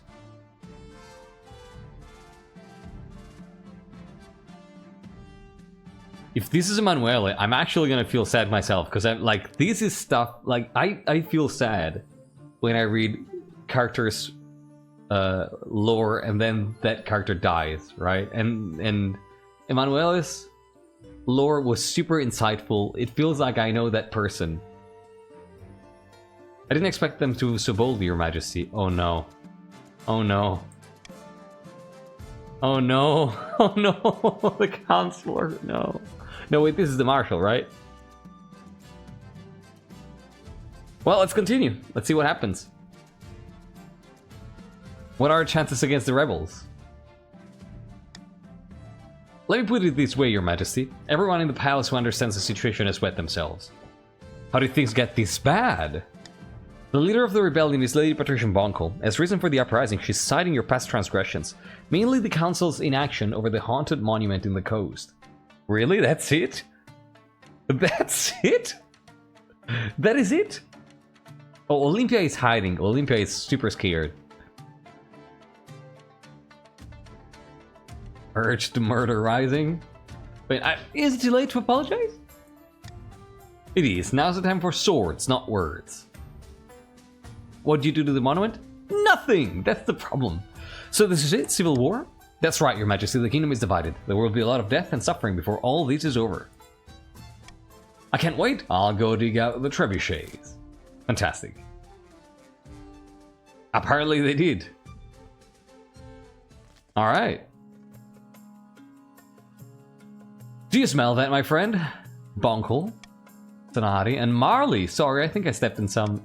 That's freedom you can smell. Freedom from the mad tyrant Queen Agrippa III. At long last, we've risen up against her oppression. But if we want to keep our freedom, we must fight for it. I ask you, my fellow patricians, what will be our opening strike against the Queen? We can launch a preemptive strike against the Counts to cripple their military capabilities.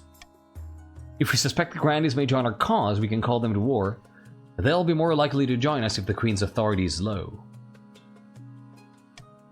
We could also call upon the Church to condemn the Queen. Or finally, you could send off an assassin to nip this in the bud. Patricians, what do you want to do? Do you want to launch a preemptive strike on the Counts? That, in Italian, we would say that's like sparare sulla croce rossa, like shooting on the Red Cross, is what we'd call that. That means when you're... see, my Italian brain is just, you know, taking possession of my mind tonight. Infierire. Infierire. That's actually really nice. Oh wow, there's no equivalent in English. Huh. Acting pitilessly. Yeah, rubbing salt in the wound, you know, just going against somebody who's already doing very, very poorly. Ryan, welcome in and thank you so much for the raid! How you doing? Here's the plan. We wrap up Ryan's stream, raid this channel, spread the love, have a cup of tea, and wait for all these to blow over. Ryan, thank you so much for the raid. Welcoming everybody. I'm MrKaji, and this is King of the Castle, and we're playing our role-playing dynasties in this game. If you like role-playing, if you like lore, you're in the right place. Feel free to join anytime. And drop a follow to Ryan. That's freaking awesome. How you doing? How are you doing? How can an Italian man ever take control of MrKaji? I don't understand this. I mean, that's how it is. That's how it is. Big Balam! Hello and welcome in and thank you for joining. And Sleep This Lab, happy to see you. How you doing? Doing good, though my internet messed up towards the end. Ah, frogs! The damn frogs! Glad to hear you're doing good though. Oh, you're also playing King of the Castle. Did you manage to finish the game? The Italian won me over. That's fantastic. Glad to have you here. Wait, are you Italian too?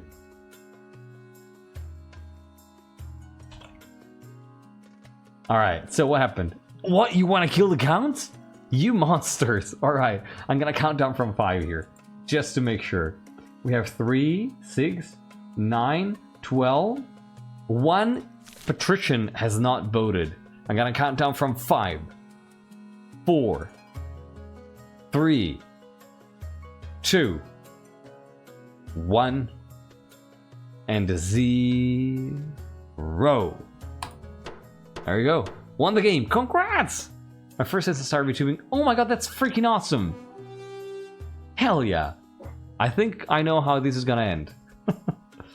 Affectionately an American. Part Italian. Oh, American Mud.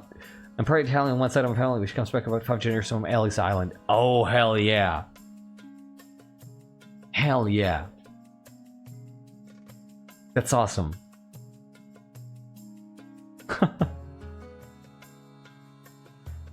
I wouldn't even know what my family was 5 generations ago.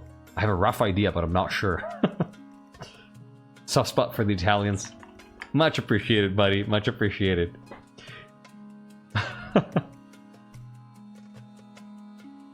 So we're launching a preemptive strike on the Counts. The patricians launch a surprise attack on the east, slashing and burning their way across fields and farmlands. That's not too bad. They catch a regiment of the Eastern Army unawares and spring an ambush, slaughtering them to a man. Common folk whisper that the battleground will be stained red for a generation. Marvelous! Down with the Queen! The coastal soldiers return home in triumph, leaving the East devastated in their wake. And now it's the patricians, right? They're really murdering the East. Ah. Let's end the season and continue here. The south swells with the sudden influx of devotees from across the kingdom that come to see the Ninth Herald, Sophia, in action. In the picturesque town of Calaville, the Grandee's holy claimant delivers a speech to raucous applause. 2 figures stand in an alcove nearby. Esoteric Sayobi, if our army were strong enough, we could use the chaos of the rebellion to our advantage and take the palace by force. A crusade that sounds promising. Mystery Dragon, but I suggest we leave it up to the Ninth God. Surely he will intervene on Sophia's behalf. Grandees of the South, how do you want to try to end this? Do you want to launch a holy war to claim the throne, trying to raise your own military, or do you want to praise for a miracle and try to raise your own faith? What do you want to do here? This is gonna be interesting. The Italian is on my mother's side, so my father's side is the Irish. Oh, English-Dutch-German mixture. That's. You're sure the Italian? That's fantastic. That must be so odd, though, to have such a mixed heritage, right? Astral, please avoid all caps. First and last warning. Mystery, no worries. Welcome back. Looks like we're praying. We don't need guns, but holy scrolls? I mean, that's easy to say when you have no guns.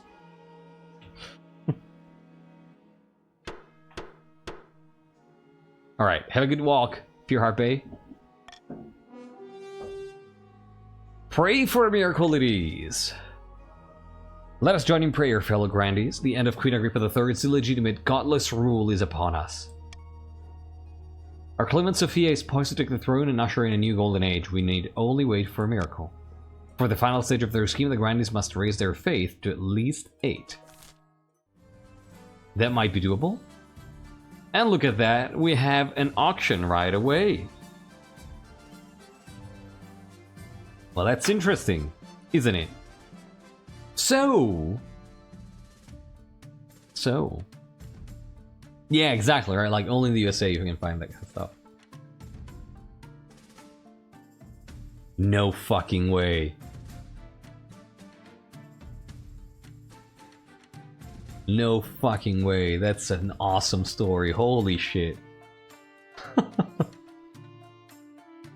So, yeah. Sparse corruption is... Whew. Let's start the auction here. Let's start corruption. Let's start corruption. Let's start the auction in 3, 2, 1, and 0. Boom! Exclamation mark. Fund followed by the letter of the building you want to fund, followed by the amount of money you want to spend. Your options are lowering faith for the counts with A, lowering authority with B, raising faith for the Grandees with C, lowering stability with D, raising farming for the patricians with E, and lowering military for the patricians with F. Wait, who's funding F? Oh my god. Oh my god. Oh yeah, we've had like 40,000 wealth or something.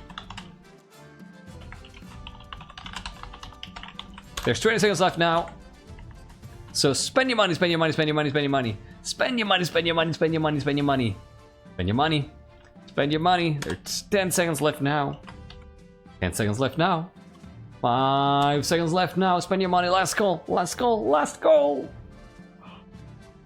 Oh my god. They stole it. They stole it. No fucking way. Not my tasks. There should be an extension on the screen if you're watching from PC that tells you how much money you have. Otherwise, you can redeem something if you have enough channel points. And otherwise, you just guess. Holy shit. Holy shit. Did Sparse spend any money? No. That's why Sparse is so rich. Well, Maito and Marley spending a bunch of money to make an aqueduct and a stadium and lower military for the Persians. Why? Wow. Well, yeah, and now the Grandis can rebel too. Oh, that's fantastic. Bees? What do you mean bees? What do you mean bees? What do you mean bees? What do you mean? Well, that's interesting. That's interesting. Well, let's do bees. Astral.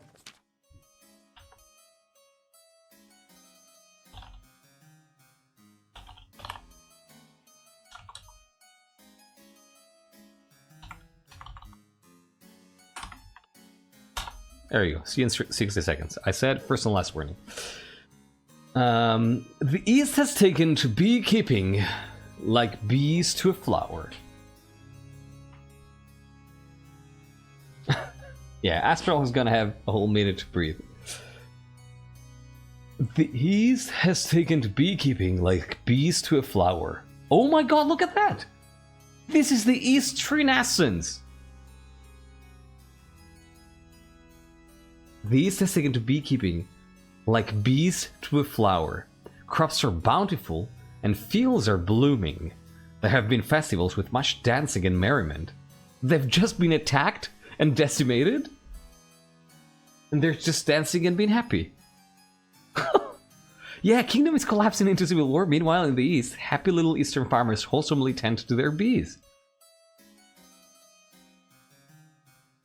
That's awesome. That's freaking awesome. Yeah, no worries, Astral. Welcome back.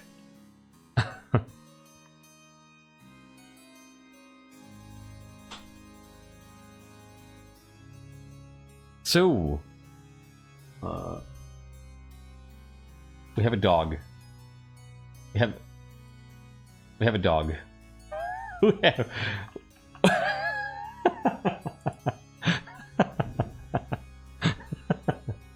Just walked in and looked at me.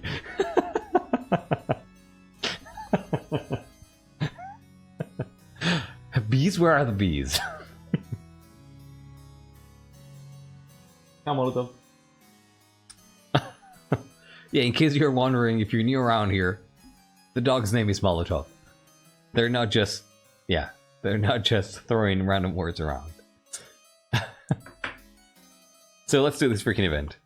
I'm amazed. Like, I just want to say, I'm freaking amazed at the fact that the kingdom is on the verge of collapse. The East has just been attacked and burned, and the Easterners are just happy.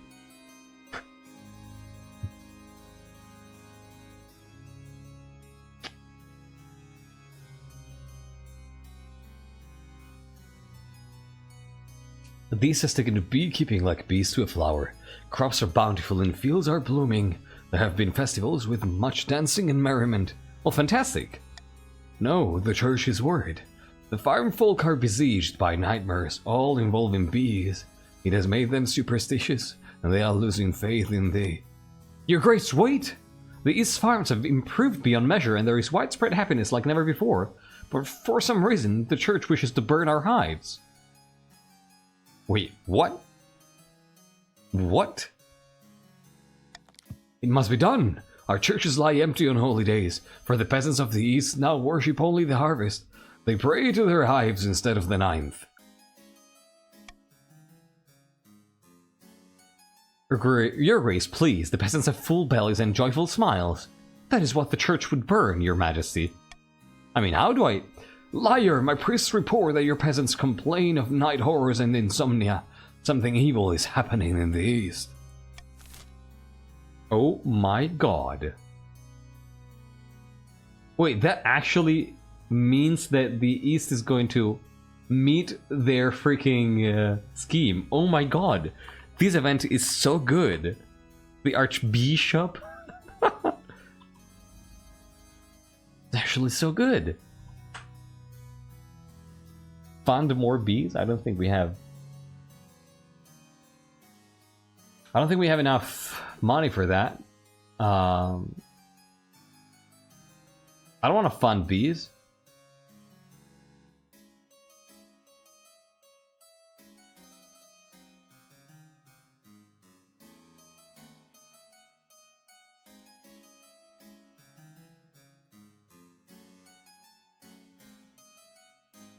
Do we want to fund more bees?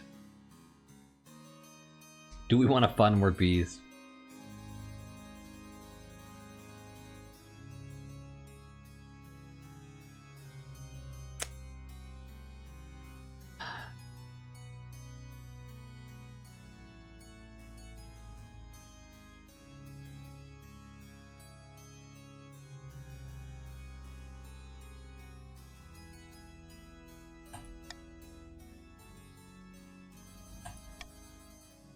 I think this might be what we do.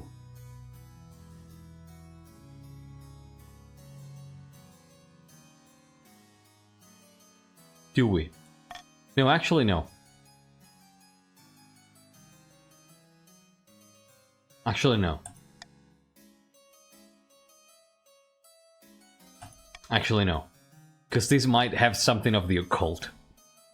Now that I think about it. So... I don't think we fund more bees. It's either sparing them or burning them.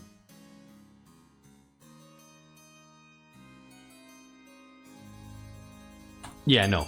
No. No. Like, I think that at first she's enthusiastic about it and wants to fund them, but then she thinks, okay, wait, if there's nightmares, this might be a demon or something.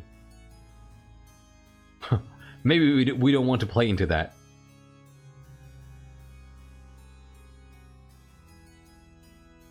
Holy shit. We even have more grandees than counts. Oh my god, who voted to spare the bees? Sir Sleepless Lap.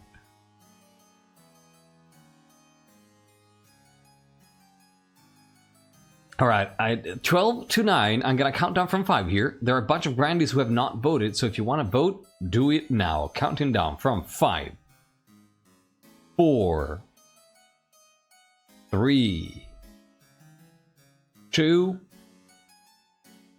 1, and 0. There we go. Spare them. Spare the bees. Someday poor harvests will return, and when they do, the farmers will come crawling back to the loving embrace of the 9th god. The Archbishop storms out of the council hall without looking back. Alright. That was pretty good. That's a good event. Look at the East crawling its way back out of the grave. Let's do this. Oh, your quest for an heir is finally complete. You stand before the council holding a small child in your arms. Should I die, I ask that my crown be passed down to...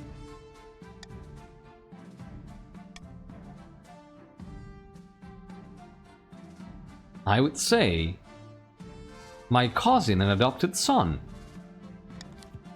The several nobles break out into sporadic applause. By designating an heir, you've cemented the stability of the kingdom, provided you can survive this civil war. Your Majesty, may I be the first to congratulate you on adopting an heir? What is his name? Yuki, I appreciate it. Thank you. Agrippa the Fourth. Praise be, Your Majesty. I'm sure little Agrippa the Fourth will grow up to be a chief of the old block. Hopefully not.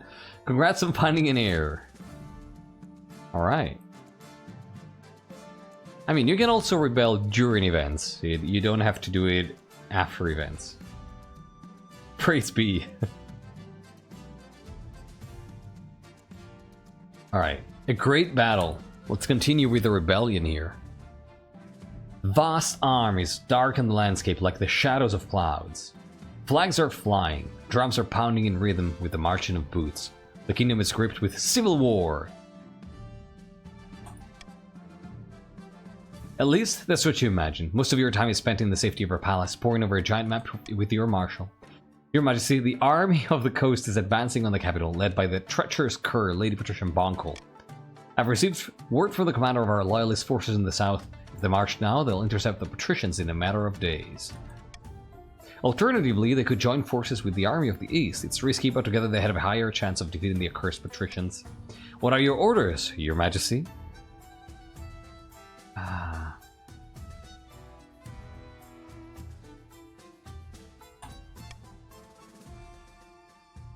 Let them join forces. Very well, Your Majesty. I'll relay your orders to the Grandi Mastodon, the commander in the field. Hopefully, they do as they are told. God knows, treachery can thrive on a battlefield. We have our orders, but should we follow them? Well, Grandies, what do you want to do? Do you want to defy orders and send your southern army to fight the rebels? Do you want to follow orders and link up with the counts? Or do you want to hang back and let the rebels march on the capital without challenge? Is that what you want? Hi, how do you feel about idealism versus pragmatism? Yep. Yeah, they're not. I see very little idealism right now. I see very little idealism.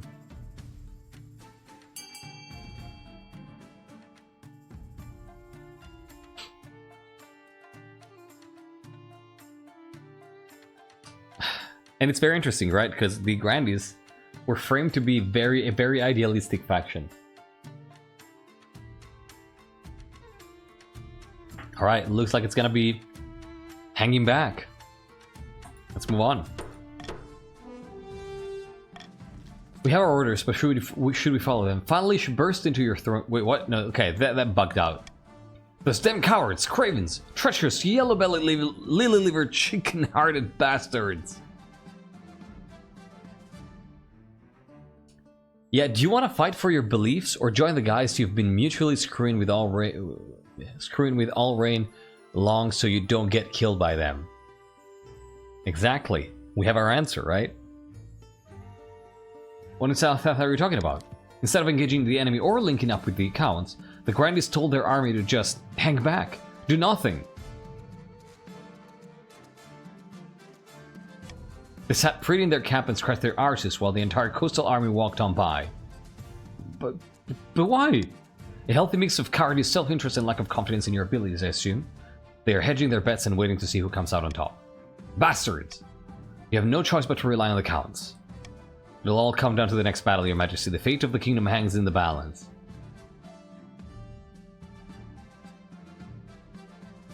And my fate too. That's true. Never fear, Your Majesty. If you do lose these, there are worse fates than a swift head chopping. And the season?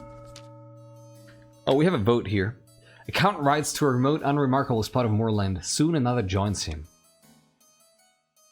The church is scrambling for power. The High Inquisitor is losing her grip on the populace.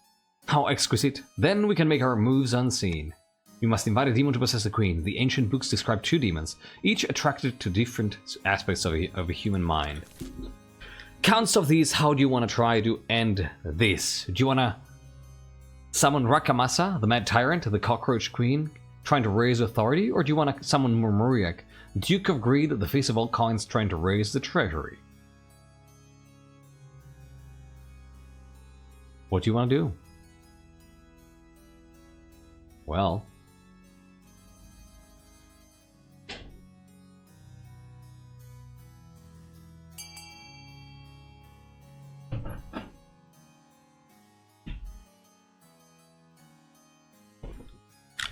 Looks like it's gonna be Rakamasa. Yeah. Looks like it's gonna be Rakamasa. Well, let's go. B for bees.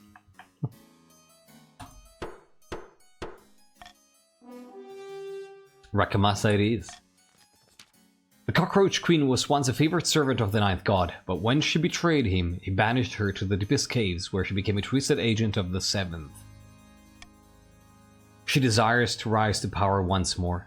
She will be attracted to a powerful queen whose authority is unquestioned. For the final stage of their scheme, the Council must raise authority to at least 6. Well.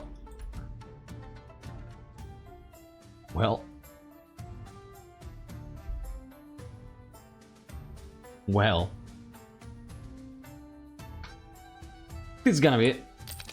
We're just gonna do a normal tax here. Oh, and we have a rebellion. We have a rebellion. Oh, look at that. More treachery, opening strike, the final battle. We just start and then... Oh my god. More treachery. Well, let's start with that one. Dire news, Your Majesty. The South has sent a battalion of their finest soldiers to support the patricians in the field. Huh. Have they turned against us? Afraid so. The Grandees have formally joined the rebellion, declaring you a tyrant. I won't lie, Your Majesty, the odds are stacked against us now. Yeah, now, right? Opening strike. Lady Patrician Bonkel, my dear Grandees of the South, thank you for joining us in our righteous war against the tyrant Queen Agrippa III. The Ninth God called upon us to join the fight. We saw that your cause was righteous. Is it now? Now it's righteous, huh? Huh? Of course it is. Now, before you commit your troops, you must decide where to direct your opening strike. We can launch a preemptive strike against the Counts to cripple their military capabilities. Again? If we suspect the Counts may join our cause, we can call them to war. They'll be more likely to join us if the Queen's authority is low. We could also call upon the Church to condemn the Queen, or finally we could send an assassin. Oh my god. Grandees, what do you want to do? What do you want to do, Grandees? It's actually 50% chance now. Oh my god, are you calling in the Church? Oh shit. Oh shit.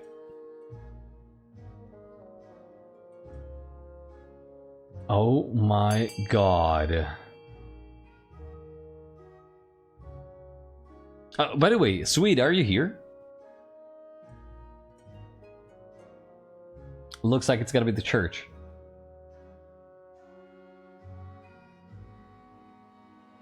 It's funny because the Grandees in this dynasty don't really care for the Church. Yeah, right? I think the way I see these... Oh, Swede's back in class, okay. I just wanted to know if Emanuele had died or not. You know, the thing is, I see these as Grandees trying to ally with the Church, trying to gain some relevance back. Right? It's not out of faith per se, but out of a desire to gain relevance. This isn't the direction I thought the Demon Fish Queen would go. I mean, what did you expect?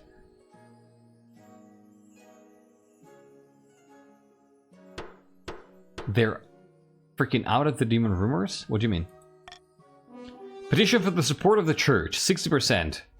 Let's see. Oh, more occultism. I see. You expected more occultism?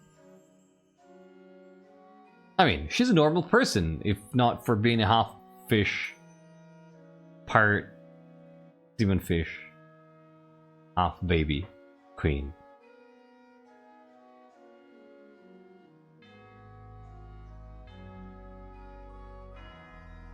Possible? Of course, Lemon, you can decide. Freaking out at the demon rumors?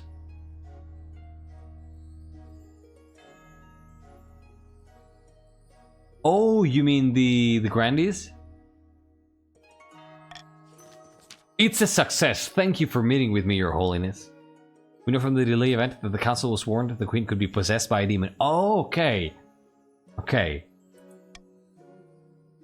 Your message was most heartfelt. How could I turn down those in need? We are all the Ninth God's children, after all.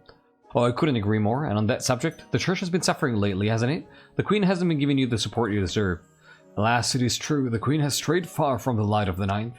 Breaks my heart, but a queen with so little concern for the kingdom's spiritual health can scarcely be considered the queen at all. Now, Sophia, on the other hand, if she ever finds herself on the throne, she would be sure to make a substantial contribution to the church's coffers. And look at that, the Grannies are joining the rebellion and they're siding with the church, but to support their own candidate with the church, right? They're not talking about Julian too. They're only talking about Sophia, so they're allying with the church unilaterally. They're not bringing the patricians into this deal. And I think that that's super important.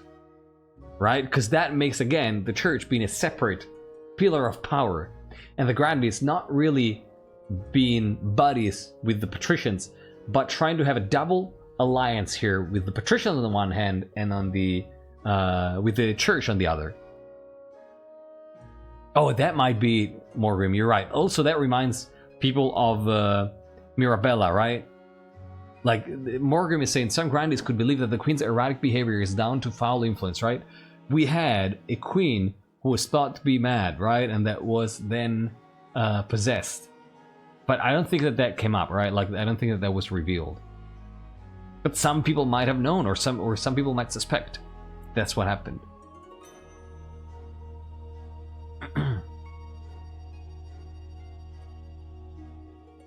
Tidland supported the Grinders because he got spiritually attacked by the bees? Oh my god, that's a very good point.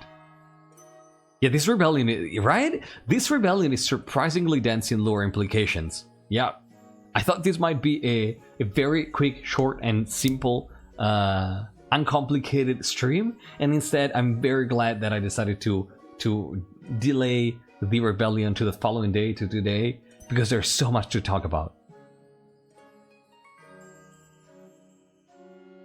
Now, you know I care not for money, I only care about what's best for the kingdom. And what's best for the kingdom is a monarch who cares about the church. I'll lend you my full support gladly. Thank you, Your Holiness, go with God. Fortunately for the Queen, the power of the church has waned so much that the news of the Archbishop's stance is met with a collective shrug? Holy shit! Oh my god! Uncomplicated with the lore feeds? I mean, you're right. Oh my god! This is super significant. This is super significant, right? Like, this tells us explicitly that the Queen, the church is in shambles. Wow! That's super important. If you think how strong the church was a few reigns ago. Yeah, not even the Holy Orders care, exactly. I can't believe the swine. The Grinders have defected and joined the coastal rebels. The counts are all that stands between us and oblivion. I feel faint. Take heart, Your Majesty, we haven't lost yet. I'll send word to the counts that it's time to strike. We can only hope they listen to our orders, Your Majesty. My dear counts, how are you gonna just let me die? Huh? Are you gonna A, die yourselves, or B, let me die? Hesperus, you really are the occult mama that I hoped you would be. Thank you. Thank you so much. I appreciate that.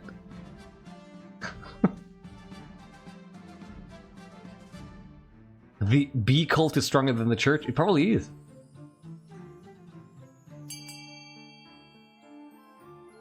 The Marshal using a cutting-edge military-grade Culkin suit.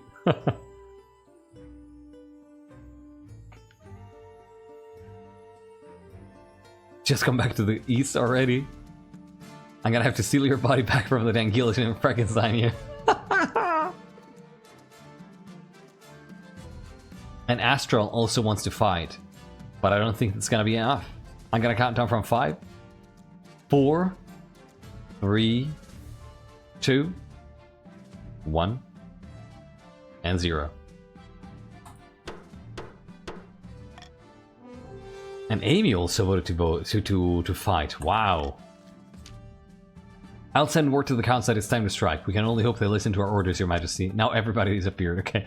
When she finally returns, she's so angry. It takes her full 20 minutes to stop swearing and making incomprehensible threats. Null Arc, welcome back!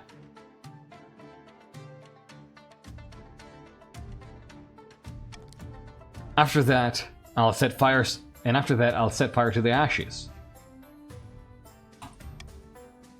What on Celestia are you blabbering about? Instead of engaging the enemy as we told them, the cowardly counts just hung back, stayed out of the way. We allowed the troops of the patricians to march right by, probably gave them a cheery wave, and now they're nearly at the capital and there's no way to stop them. What, again? Yes, Your Majesty, you certainly know how to inspire treachery. We're defenseless now. The coastal army will be camped outside the city walls in a matter of weeks. If we want to see the years end, we must build a fortification, stockpile food, train up citizens' militia. It's time to pray to the Ninth, Your Majesty, because apart from him, we're on our own. Well...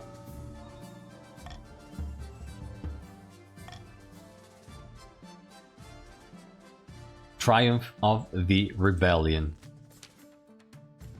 The sun rises on a city in turmoil. The patricians began their assault last night. And since then, you've heard nothing outside but screams and howls and the clash of blades.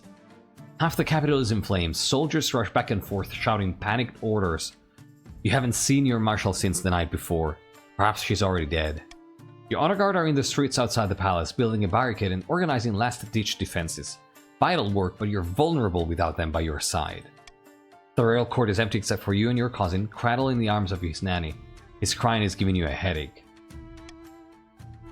Yeah, we definitely haven't seen the marshal, yeah. You wait and stew. Outside, the screams and clashes get louder. Finally, your spymaster arrives, out of breath, her face stained by smoke and blood. He'll be here any moment, Your Majesty. You must saddle your horse and escape the city. I know of a secret passage. Yeah, show me where to go. Oh yeah, you don't want to be a count right now in Lark. You follow the spymaster down through a hidden trapdoor behind your throne. The nanny accompanies you, still holding your cousin in her arms. The capital is lost, but you can get back. The counts have agreed to shelter you while you plot your revenge. At least some people are loyal. After crawling down a secret tunnel for what feels like hours, you spill out into a leafy courtyard. 3 horses are waiting. As you saddle them up, you hear a wet thud behind you, followed by the sound of something rolling across the floor. And now, I wanted to say something. I remember something that I wanted to say. There was discussion about Adelaide on the Discord, right? And how more ruthless and she was than her predecessor, and how effective she was proven to be.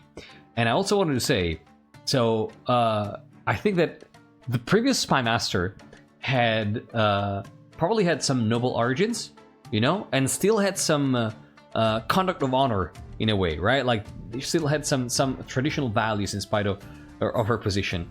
Whereas I think that Adelaide was probably a commoner in origin, and so kind of wanted to prove herself to be worthy, which is why she was probably especially zealous and gruesome in the way that she carried through her orders.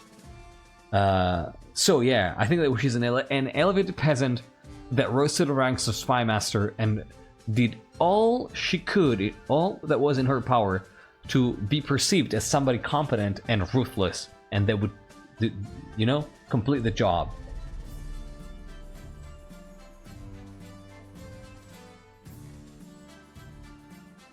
Agrippa, honey, you're not even eating your peasant blood. As you settle them up, you hear a wet thud behind you, followed by the sound of something rolling across the floor. Your spymaster is lying dead on the ground. Her head is missing. Lady Patrician Bonkel, Sonari, right? Stands over the body, flanked by a dozen soldiers, her longsword stained red. Solween, welcome back! Never liked her. Ideas above her station. Wait, what the fuck? Sonali, right. Wait a second.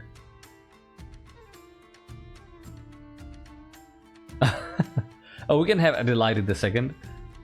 This is very interesting, right? Because, like, as I just said, she's probably peasant, and now we have Bonkel saying, who is like the lowliest of peasants. Ideas above her station. Yeah, right. Like, station doesn't have to be rank. I think that here, Sonali thinks that Adelaide was actually not very sophisticated and not very capable, and that she didn't deserve to be in the position she was, right? I think that's what it meant.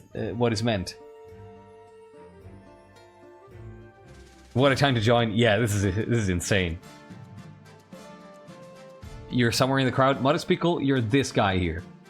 You are this guy here. So I want you to see you with an eye patch next time. Oh, I don't think it's sarcasm. I think that she actually thinks that Adelaide was not as competent. She tried to look at this in the nose. I love this though. This butt is scratch. Sonali is entirely on the side of outlaws, and ideas of our station would mean going too far into the law despite her origins. Oh, that's awesome. Your nanny runs off, still clutching your cousin in your arms. At least there's a ray of hope. Even if you die now, your heir still lives. So you knew about the escape route. You're not the only one with spies. With a triumphant smirk, Lady Patricia Bonkel makes a sharp gesture. The coastal soldiers step forward, swords at the ready. I genuinely wish we could have settled this peacefully. War is bad for business, but since you're so unreasonable, I'll be more satisfied to watch you die. I'm gonna brace myself. Instead of killing you, the soldiers seize you and drag you back towards the palace. Your ordeal isn't over. After a week rotting in your own dungeon, you've marched out into a public platform, jeered at by thousands of peasants. You cringe under a barrage of rotten fruit and fresh dung. Lady Patricia Bonkel sits in the front row, grinning. The rebels have won. The capital has been taken. You are a former queen. The Nasukin awaits you, its blade gleaming in the blood-red light of dawn. It feels so impersonal. Whatever happened to the big bloke with an axe? The crowd stares up, eager to hear your last words.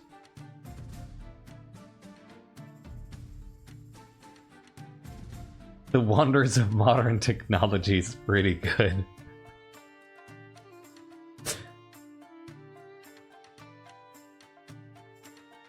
You know? I'm gonna go with that. You place your head in the hole, the blade falls so quickly you scarcely have time to wonder if... Shwink! Yeah, Agrippa wanted the Nasukin to be equal for all. There you go, right? That went all the way around. Thunk! Your head bounces into Lady Patricia Bonkel's lap, and your reign comes to a gruesome end. And now we have a vote here to decide who is going to be the next monarch. Is it going to be Julian, another bastard of Monarch Agrippa? Or is it going to be Sophia of the Grandees? Which house was Sophia from? Does anyone remember? Oh my god, Sophia's getting a lot of votes. Which house was Sophia from? Help me out, help me remember. Fiohar Bay? Oh! Thank you, Marid. Look at that, even some... Oh, Hesperus! Hesperus is voting for Julian. And then we have Corruption and Maito voting for Sophia. Oh my god. We have a bunch of patricians voting for her, too. Lemon Square. Holy shit. It looks like it's gotta be Sophia. Decisively, too. I guess, yeah, the counts probably are done with the patricians, right? After all that's happened, after the attack that they did at the start of the rebellion. This is so awesome. Yeah, exactly, Big Balan. Is that pronounced your name, by the way? That's fantastic. Oh my god.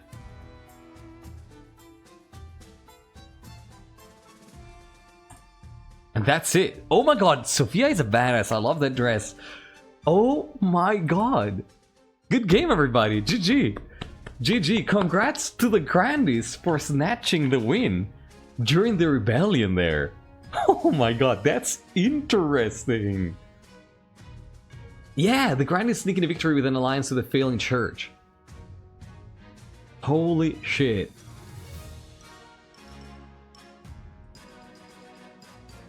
The Counts prefer a monarch of strong faith and weak troops, not the other way around. That's really interesting, right? I agree, Dragon Pit. This is gonna be really interesting.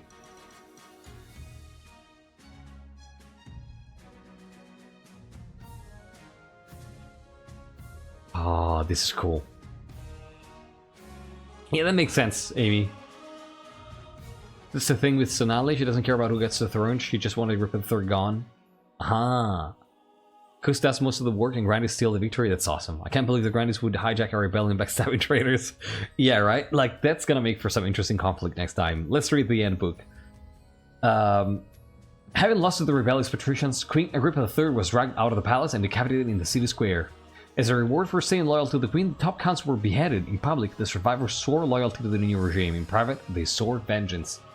The patricians, led by Bonkel, launched their rebellion that toppled the Queen and devastated the kingdom, but when the dust cleared, they weren't quick or strong enough to seize the throne themselves. The Grandies joined the rebellion alongside the patrician. In the aftermath, they were the natural choice to take the throne, and Sophia was crowned to half-hearted cheers from the traumatized common folk. Now, let's see what nickname Agrippa III has. The Farmer? What?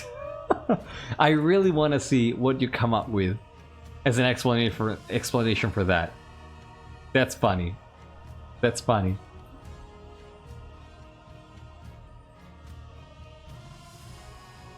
You know, I think I have something. Like, she was so ineffectual as a ruler that the only thing that happened during her reign was that grass grew.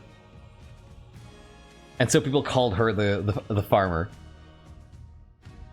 What do you think about that?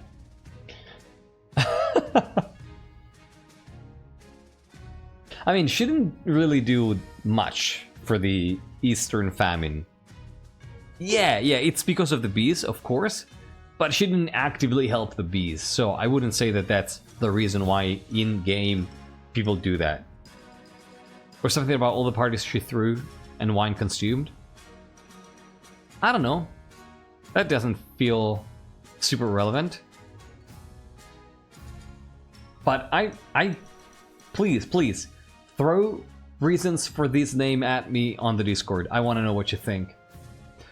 Richest is of course sparse corruption as always, and poorest is Fearheart Bey, the relative of the next monarch who is going to be Queen Sophia, who is absolutely freaking elegant and I love her already. Who inherits an absolutely devastated kingdom, who's actually slightly on the rise. That's the same scar? You're right. That's the same scar. Huh. Well, let's try that again. There you go. She does command quite the presence, right? Super elegant. I like it. It's gonna be really interesting to see who this new queen is. I have a couple ideas. Like I have a vibe.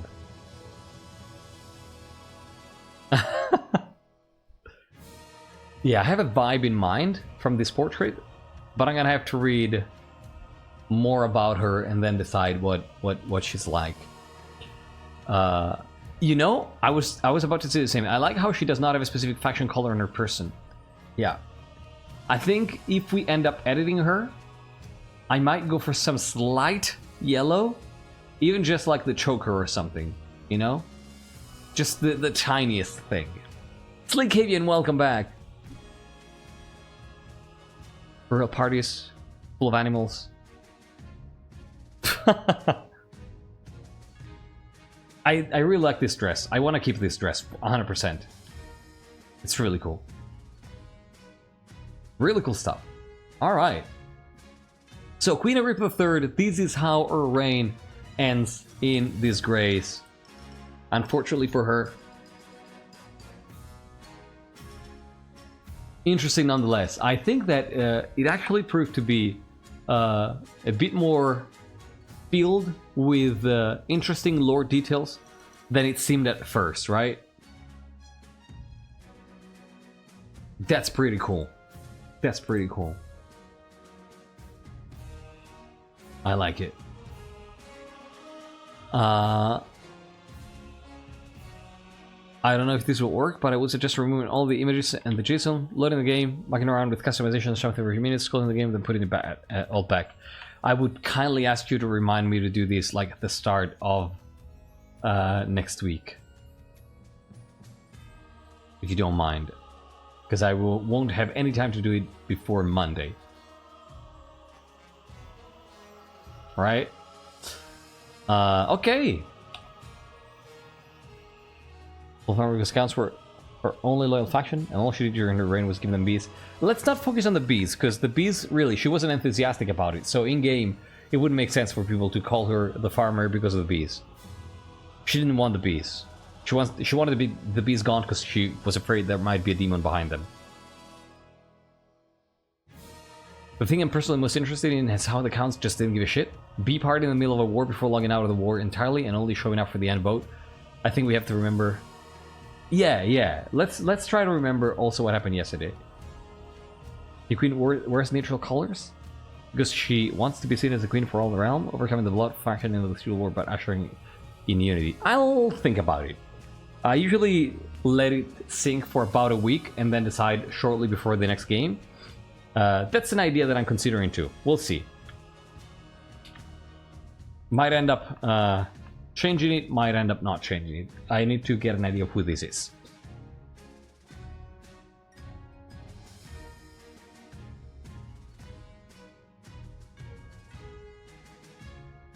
Oh, you're right, Ephra. That's true, Null Arc, but I still wanna let it sink a little bit and think about it, you know?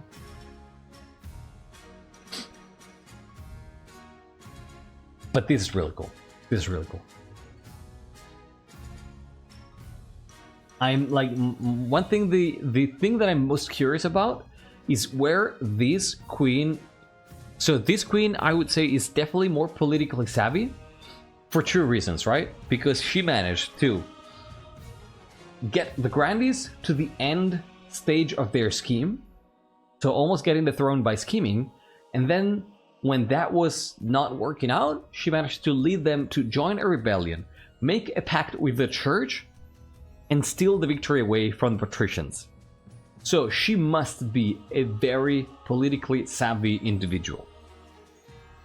Which means she probably has some very clear ideas on how to behave politically, and she definitely has some opinions on the main issues of the that are around the dynasty, right? Like, whereas Agrippa III had a stance towards nobles and commoners that relied more on, that was based more on instinct and on what she believed, right?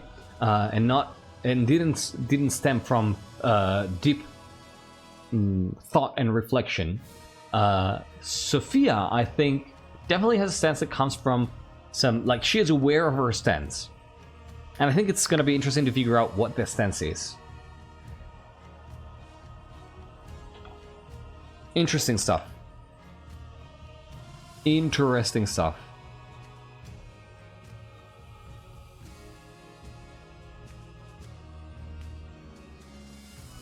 The Archbishop back the Psalm writer leading a holy movement to claim exactly. So the church, that's very... Would you be so kind as to post that on Discord, Kane, or one of the mods, please post it in our channel so I can reference that, because that's very poignant. So the church across the kingdom is struggling, and the Archbishop backed a Psalm writer leading a holy movement to claim the throne. That's so good. That is so good. I need that. I need that for my... I need that to sink in.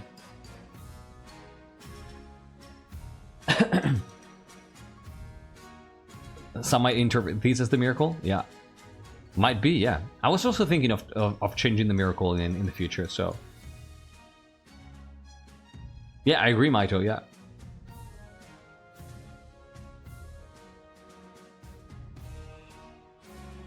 Sophia feels to me, let's do it in mod channel, please. Yeah, let's do it in mod channel, so it doesn't get lost. Sophia feels to me like the first Agrippa, but less visibly of an asshole. Really? Someone who knows how to make people get along? Not everyone, but enough people. It might be, but we'll see how that takes shape, right, in the future.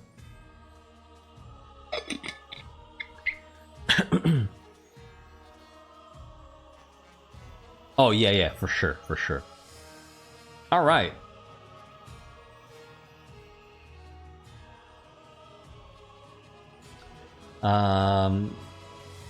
Yeah, I saw that. I saw the symbolized ideas, but I like to think of that kind of stuff myself. I mean, if people wanna, like, I would say let's wait until the final outfit is revealed and then create symbolism for it, and not try to force me into a symbolism. Yeah, Lurks is just freaking out. I really like this look too.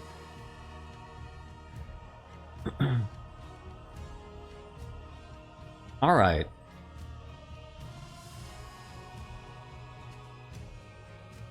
Some future dynasty when we get something. We'll see. All right, this is gonna be it for this episode of the Bloodscale Dynasty. As I was saying yesterday, this is one of the last few episodes. I think that we're gonna have 2 more episodes. I can confirm you that next episode is not gonna be the last, but it's going to be the second to last episode of the Dynasty. So the Dynasty will end in 2 weeks.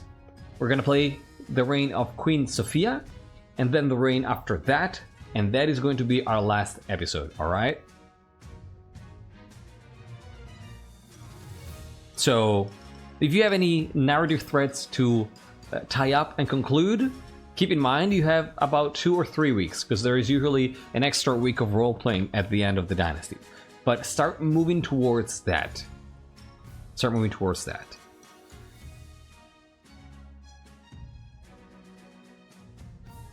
Take care, Afra. Wow, already? It's been like 5 months. This has been, like, time-wise, it's been probably the longest Dynasty we've had so far. Alright. I'm gonna wrap it up. Don't go anywhere, everybody. Don't go anywhere as always, because I'm gonna need you to join the next game right away after we close this one, alright? Because otherwise we won't be able to do the edits. So please don't leave for a couple minutes after we wrap up this episode, and then you're gonna be free to go wherever you want. So that is indeed Sophia. Welcome back, Fiorharpe. Congrats, and stop the all caps, please, or we're gonna ban you. So, everybody, thank you so much for playing. As always, this has been fantastic. I freaking love these dynasties, and this one in particular. And because just it's the current one, right? Like, they're all my babies. They're all my sweet half pirate fish demon cult babies that I love dearly. And playing them just really brightens my weeks.